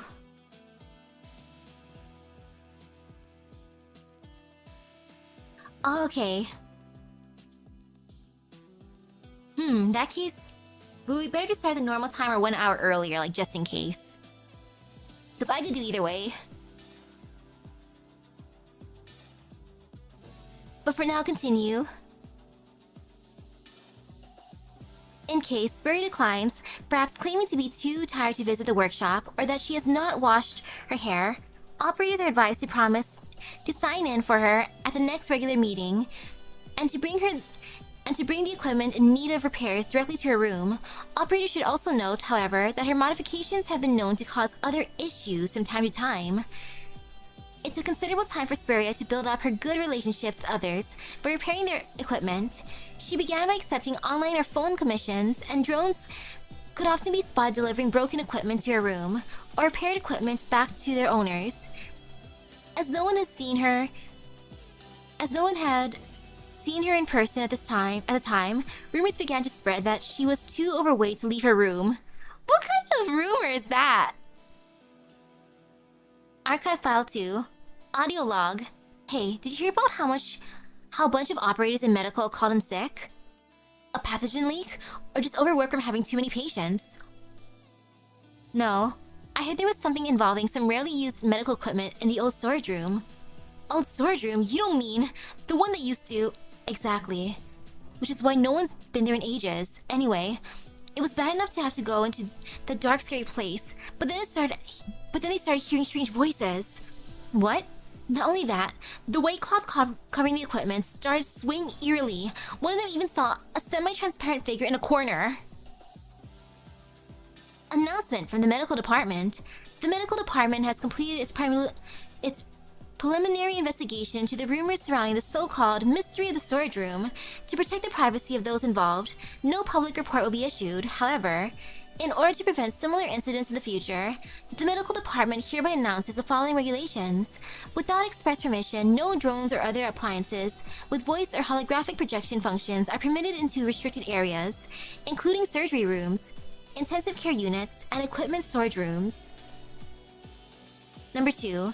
Non-medical personnel who wish to study the medical equipment may submit a request to Dr. Kelsey in writing, or just come to the surgery room. Don't use hacking and drones for this sort of thing. Number 3. Don't use studying medical equipment as an excuse to scare people with drones. Number 4. Don't deliver your written request via drone. Come in person. Archive File 3. Operator Spuria previously worked as a communications engineer at the Laterano Municipal Office. She currently works for the Sixth Tribunal, which is responsible for civic matters, education, and health. Although she is known to be eccentric even by the standards of our other Lateran operators, she is quite willing to use her tech skills to help people solve small issues in exchange for repayment, such as rescuing trapped pets, manipulating traffic signals and school bells, or other interesting problems. Oh my goodness, girl. Ooh. Probably around like 2 hours, 30 minutes, or exactly 3 hours. While she was a student, she was repeatedly disciplined for hacking the school bells. In one case, a sociology teacher showed signs of dehydration after lecturing for 5 hours straight. Oh my goodness. Without a bell to signal the end of the period, investigations revealed that Spuria had disabled the school's timekeeping system. When questioned, she answered, I just wanted to take up the classroom a little while longer so I wouldn't have to go to tech ethics class. How was I supposed to know he could talk that long? Despite numerous incidents, Spuria was never expelled. While she rarely attended class, she helped the school develop a highly efficient system for teaching and administration, greatly reducing administrative workload. This is also why she was able to remove any disciplinary action from her record. The headmaster even waived her attendance requirements after she secured him the best seats at a popular singer's concert. This bribery! Oh my goodness, Spuria. While the school may have turned a blind eye to her eccentricities, she did receive discipline from other sources, such as Lemoine, the head prefect of the student council. While no record remains of their interactions as students, the two of them are known to be close even now. Interestingly, Spuria was recommended to the Curia not long after Lemoine recovered from her injuries and joined the 7th Tribunal, responsible for intelligence, foreign affairs, and national defense. Spuria was first offered a post at the 7th Tribunal as well, but surprisingly she declined, preferring to work at the civic-focused 6th Tribunal. Technology exists to be used. It's only fitting that my drone goes to class in my place. You want to skip class, and I want you to attend. So how about this? Either you get up in the next 10 minutes, or I give your teacher and classmates a call, and let you explain to them the little drone you invented. Archive File 4. Inquiries with Operator Spuria, Insider, and Executor have helped us piece together a picture of what happened at the Sanctillaminium Ambrosi. After expressing our condolences for what the inhabitants had been through, we determined that the tragedy could not have been averted by the efforts of a few, and that Spuria and the others present would benefit from moving on, while we do not believe that she is responsible for Fortuna's fall.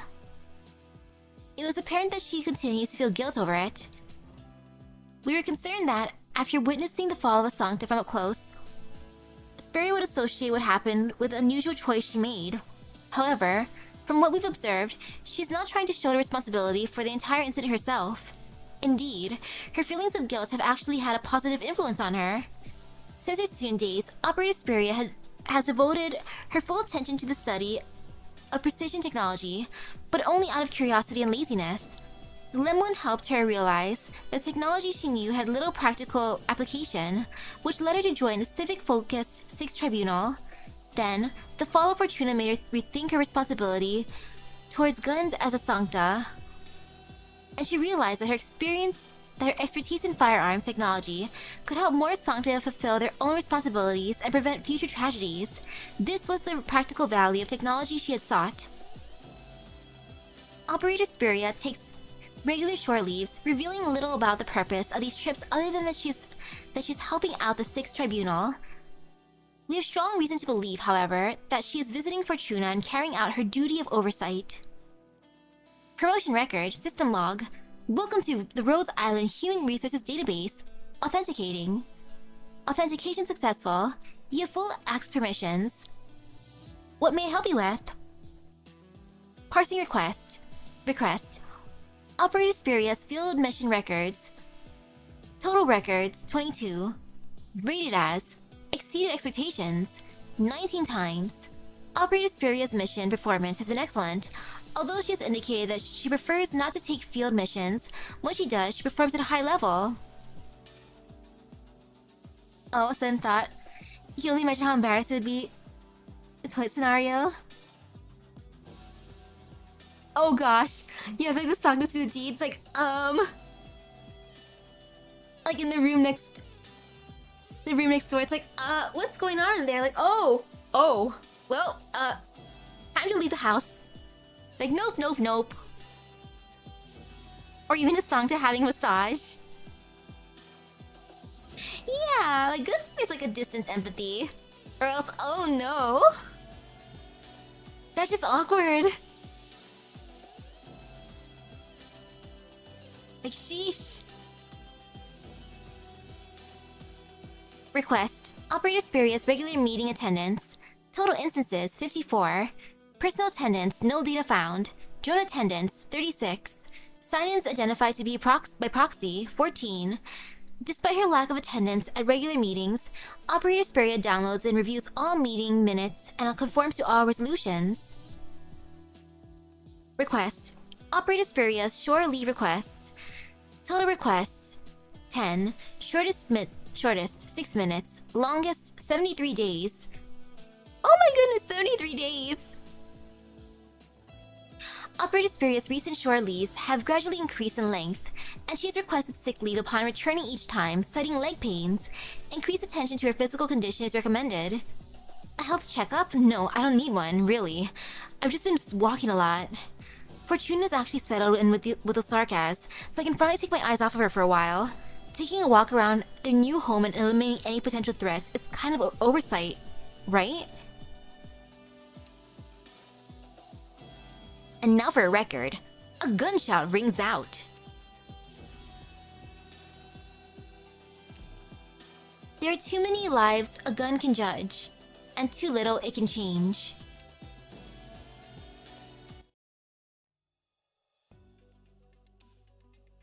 May 1099.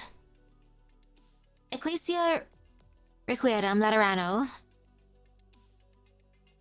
Oh, these explosives you brought aren't half bad. If the poor old soul in the coffin could hear, I'm sure he'd love them. Really? I sure hope so. I heard he participated in demolition race at the nursing home just a week before he passed away. I think he'd love them. No way. Are there seriously this many people out here for a funeral? I expected a happy response when you saw me, you know? It's just that I noticed this place is really far from the city center. Well, it's their old teacher's funeral. Since Fiammetta and Mostima are out of town at the moment, I have no choice but to make an appearance on their behalf. How about you? Is this a business trip? Well, the folks in the nursing home, who are too infirm to make it here, have requested a live broadcast of the funeral. This is where my department comes in. Sounds like you're getting the hang of your job at Curia. Well, of course, I'm doing my best to catch up to you. I'm not your teacher, Leah. I can't grade your work, you know. Sometimes I really wish we didn't have these halos, though I doubt you'd miss my presence even without them. Hey, I remember you. Me? Our teacher once showed us your assignment for a new explosive design. I'm surprised it wasn't about how you were caught breaking the rules. That was mostly Fiammetta's work. Come to think of it, our teacher was already close to 100 years old when he taught us. Yet, he was still so spirited, and his voice was so clear. Absolutely. He only retired 2 years ago. After all, he was really into studying explosives. Well, that and the fact that his favorite dessert place was close to the school, he didn't need anyone's permission to indulge. He wrote in his will that he had no regrets, but I still think about how he'll never be able to have those seasonal cactus tarts again. You're making a lump grow in my throat. Haha, I'm sorry. This is our teacher's secret moment. Yet, I'm talking about cactus tarts. Time to pull out the safety pins. Every funeral needs an explosion or 3. I'm gonna fire off some 3-shot bursts over in the field. I better go make sure things don't get out of hand. Not in the mood to chat, Leah. I heard that while I was hospitalized, you pestered Elle for my room number for a year. You're real scary, you know that. I'm just worried about you. No need to be so shy. I'm not exactly your senior anymore. While I was asleep, you should have gone out and experienced as much as you could. Did you ever even poke your head outside the door, Leah? Have you ever made sure your tech is widely used? As sly as ever, Lemoen, you know I'm the one who wants to ask you that. Maybe I have.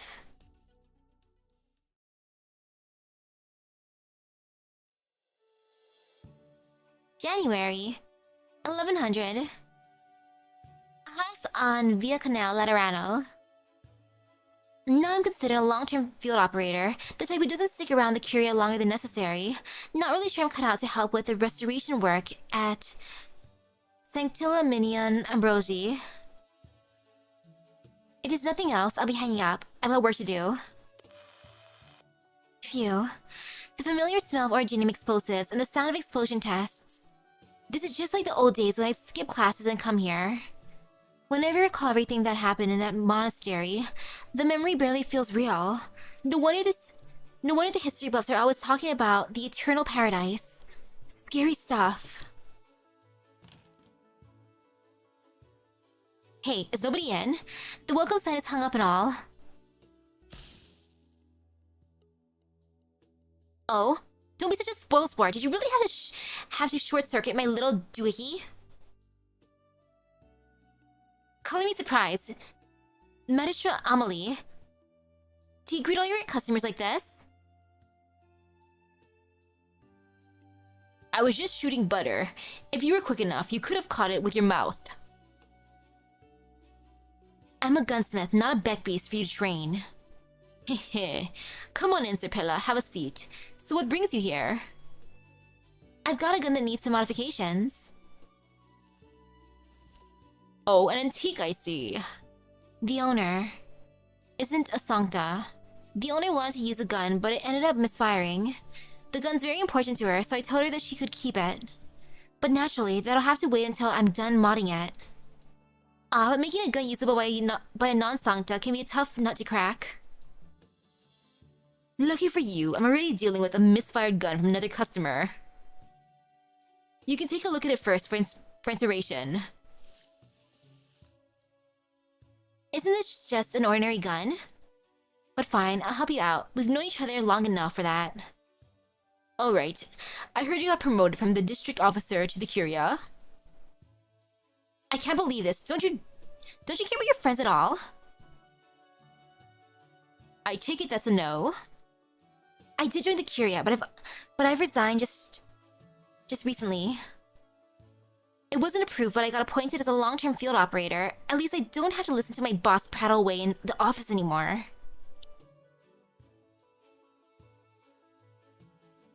Ooh, twin glass seems fun.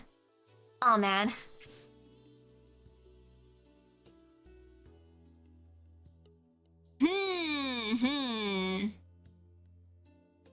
In games that I do use guns, whenever there's a a laser gun, I want that, but I don't think that's an option here, is it? If I could, laser. If not... Not sure. I've been saying this whole time that being a gunsmith suits you best, Spuria. Did you cause trouble yet again? Or did you cause trouble again? I suppose I did. Sheesh, and I thought I already had my share of trouble during the years at the district office. As it turns out, I'm still not a good enough gunsmith for them. What a shame. And here I was hoping you could bring me some bullet biscuits from the Curia gift shop so I didn't have to order takeout. Anyway, I must say I really fancy those inventions you used to tease the kids in the office with. Oh, looks like this gun's owner is here. Hello. Ma'am, you can't expect your gun to function well if you don't maintain it. Look, the sear's all worn out. We'll need to replace it. It also needs another layer of safety. I'm really sorry for all the trouble. Still, my daughter's only 3. I don't think those things are what she really wants. Eh? She messed with the gun behind my back and got it misfired, but what she really wanted was that toy gun from the store that shoots rainbow candy. So I hope you can modify this gun into something she would like. It'll be her present when she is discharged from the hospital. Oh, don't worry. Both my husband and daughter are fine. That's great. But you should count yourselves lucky.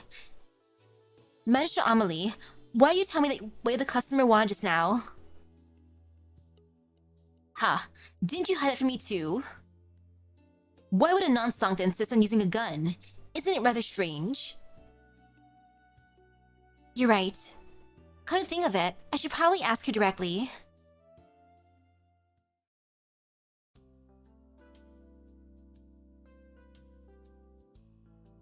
Phew, it's so chilly. We need to get this windshield up real quick. Could you lend me a hand, Parker? Parker? Tisk. Don't waste your time on that guy. Is he purposely ignoring me? He won't answer no matter who's calling for him because you suggested that name. I'll surely teach him a lesson when we're out hunting tomorrow. Don't be like that, Raymond. I don't want to get into another argument or even resort to violence. I know, but he better start talking nicely to you again. Nicely to you instead of just glaring at you in silence. Doesn't he get that you're the one who saved him? Oh, having a spat? Good evening, Spuria. We got your letter, but you really didn't need to let us know ahead of time. Not like we could have prepared anyway. Sorry, I still haven't been able to make that herb pizzelle I promised you. It just so happens that I anonymously contacted a caravan. They'll detour here pretty soon to do business with you guys. A caravan? That's amazing, Spuria. Perhaps, maybe we'll survive the winter. We could really use the supplies, thanks. You should hide while they're here, Fortuna. I'll do the talking. Put a hood on when you're dealing with them. Also, make sure you don't get cheated. Okay. By the way, Spuria, there's something I need to apologize to you for. You told me not to let too many people see me, especially not other Sarkas, but... Let's get inside first, then you can take your time explaining. I promise I won't get mad, okay?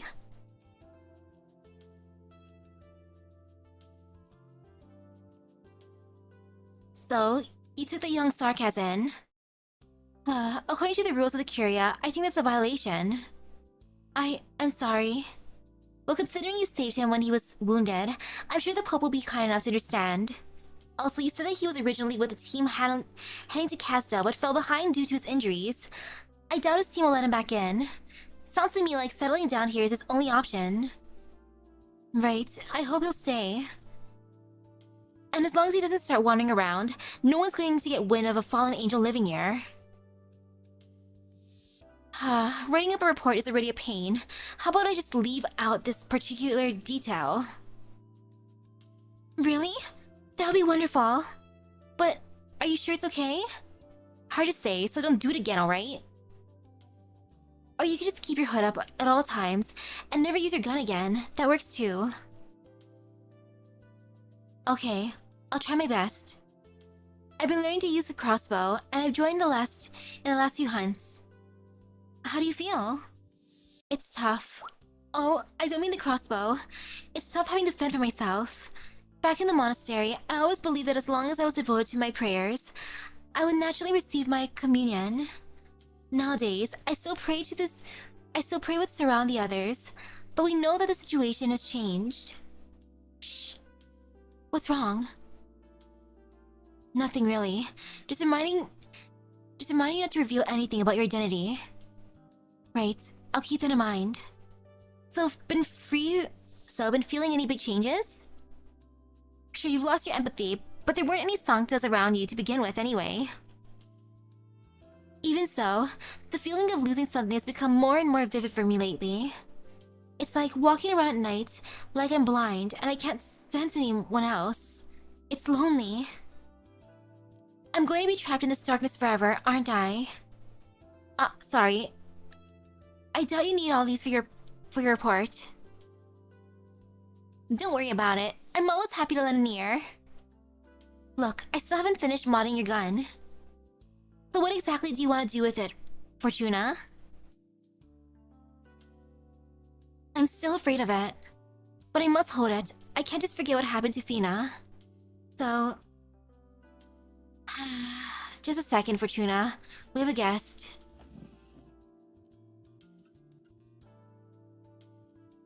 You can come out from under the window now.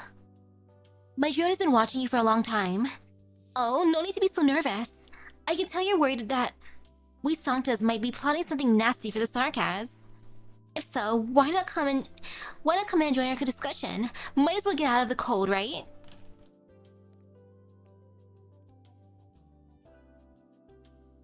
We mean no harm, Parker. Anyway, back to you, Fortuna. As long as you explain things clearly, we can understand each other even without empathy, right? I still haven't started modding your guns, you know? Right. I want to defeat my fear, find peace again. The feeling I used to have whenever I held my gun. Ever since I came here, I've been thinking it would be nice to share that feeling with everyone else. Because Grandpa Bishop was always able to comfort anyone who came to him. But we've already left his side. Oh? I see you started working on my gun. Wouldn't my thoughts seem unreasonable? I can't see the gun will turn out exactly what you're hoping.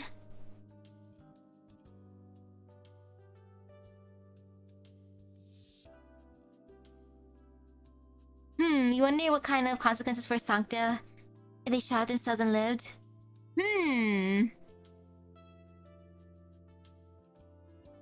But at least I've got some ideas now. Don't forget to thank me when I'm done.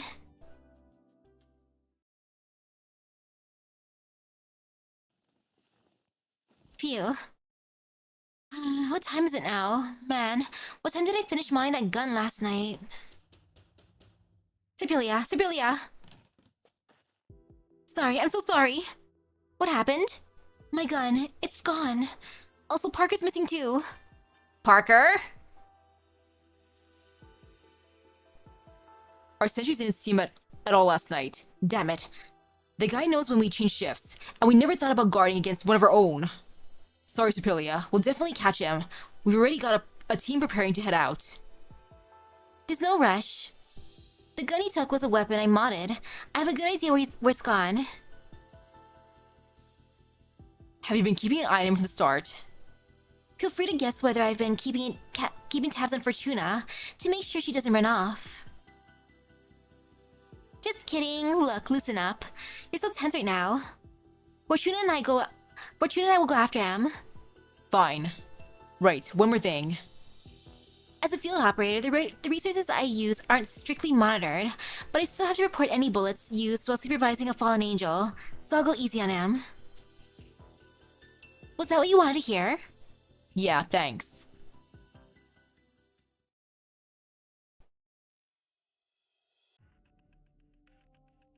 There are traces of blood here. Is this really the right way, Spuria? Your gun's definitely here anyway. You said that you had finished your modifications. If I can use it, does it mean that Parker can use it too? I actually hope he tries. Wait, that...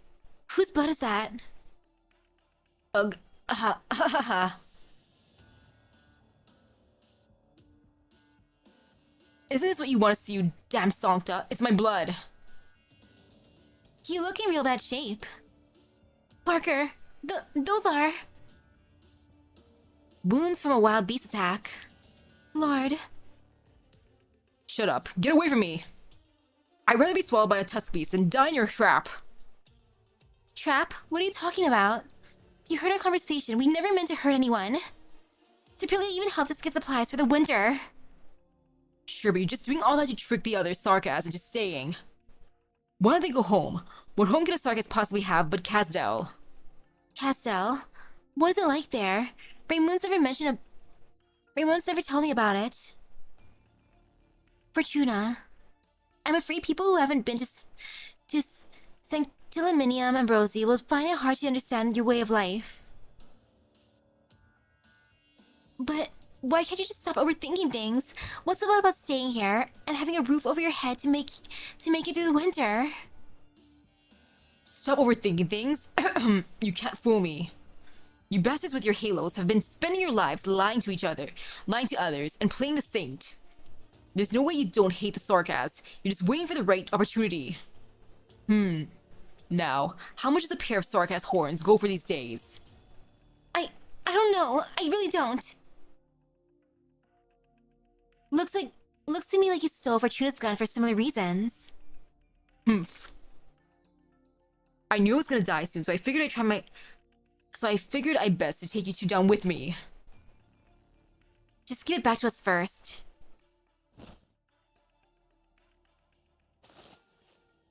No, don't take it. I need a Santa gun to return to my team. To be respected. But I've already modded this gun. It's not even... Stealing an antique gun is a serious violation of the law, Spuria. It's no use saying it's for educational purposes at school. Still, we teachers are rather curious as to what you, a genius who's never listened to a word in class, can discover from it. Well, I can easily disassemble the antique gun. After studying the parts in detail, there are only two types of technology involved. One is irrelevant to modern people like us, while the other is the most basic of basics. But Leah, have you tried playing while holding it? Or can you imagine what sort of person once had it held in it? Or can you imagine what sort of person once held it to pray, and under what circumstances? At the time, the holy city had yet to be founded, and the Paradisus didn't exist. Hard to imagine, isn't it? But if you don't understand that ancient era, what can you truly learn from the legacy that they left behind?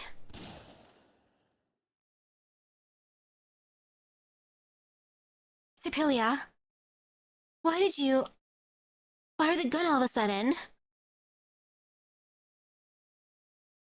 Spuria keeps her gun pointed at the empty space outside the cave entrance and pulls the trigger once more.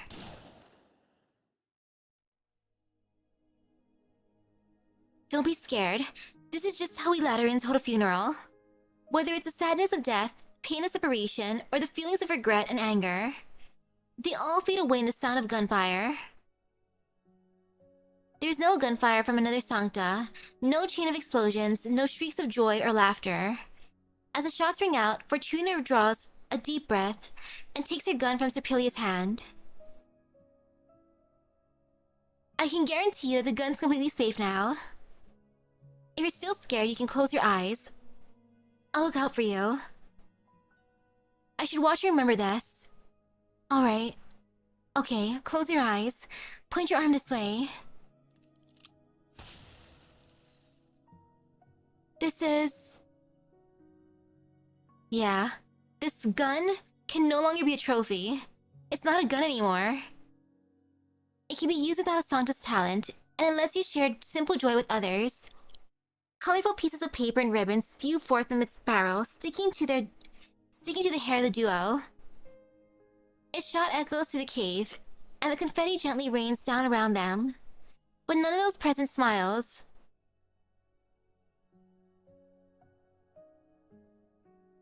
Ta-da! Confetti gun! Woohoo! Man brought a confetti gun to a beast hunt. Dude. He must have felt so trolled. It's like, you guys did this on purpose to prank me. I know. And now for the drone spraying kit.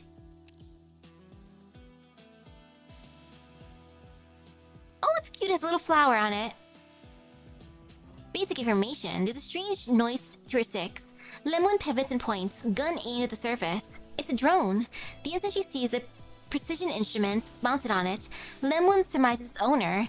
The drone buzzes and hangs in the airflow. What's the joke this time? She says, her side tinted with frustration. Eyeing the lens of the drone, Lemon puts her gun down. You didn't come for me yesterday.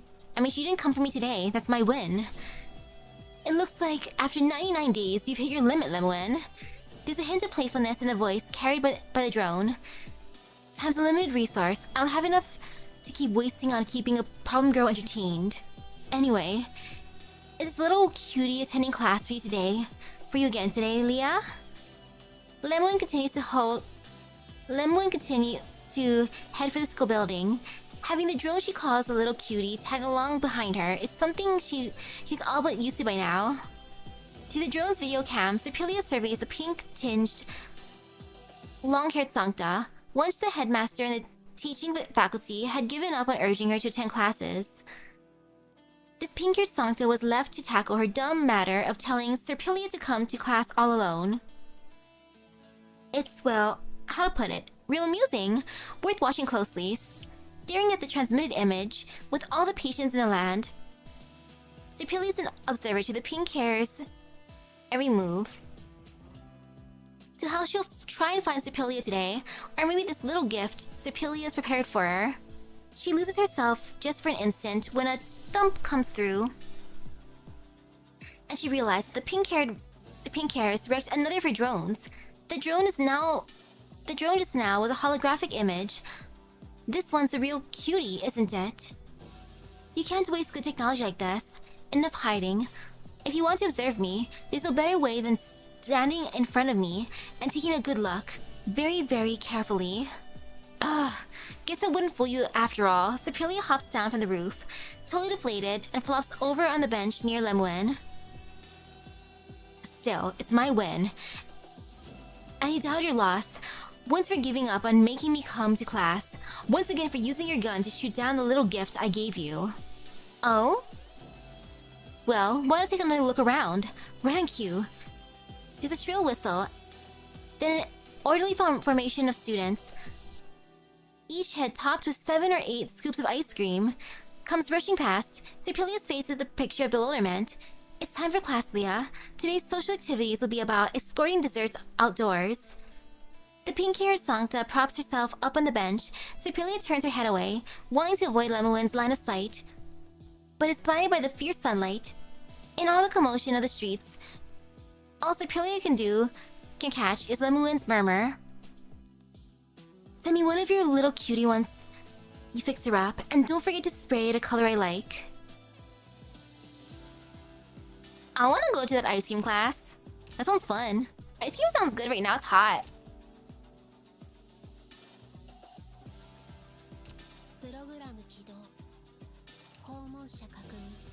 I liked Enforcer. His dedication's adorable. Best caretaker, even learning how to work at a bakery. All to be able to provide sweets, like that is just adorable. I respect.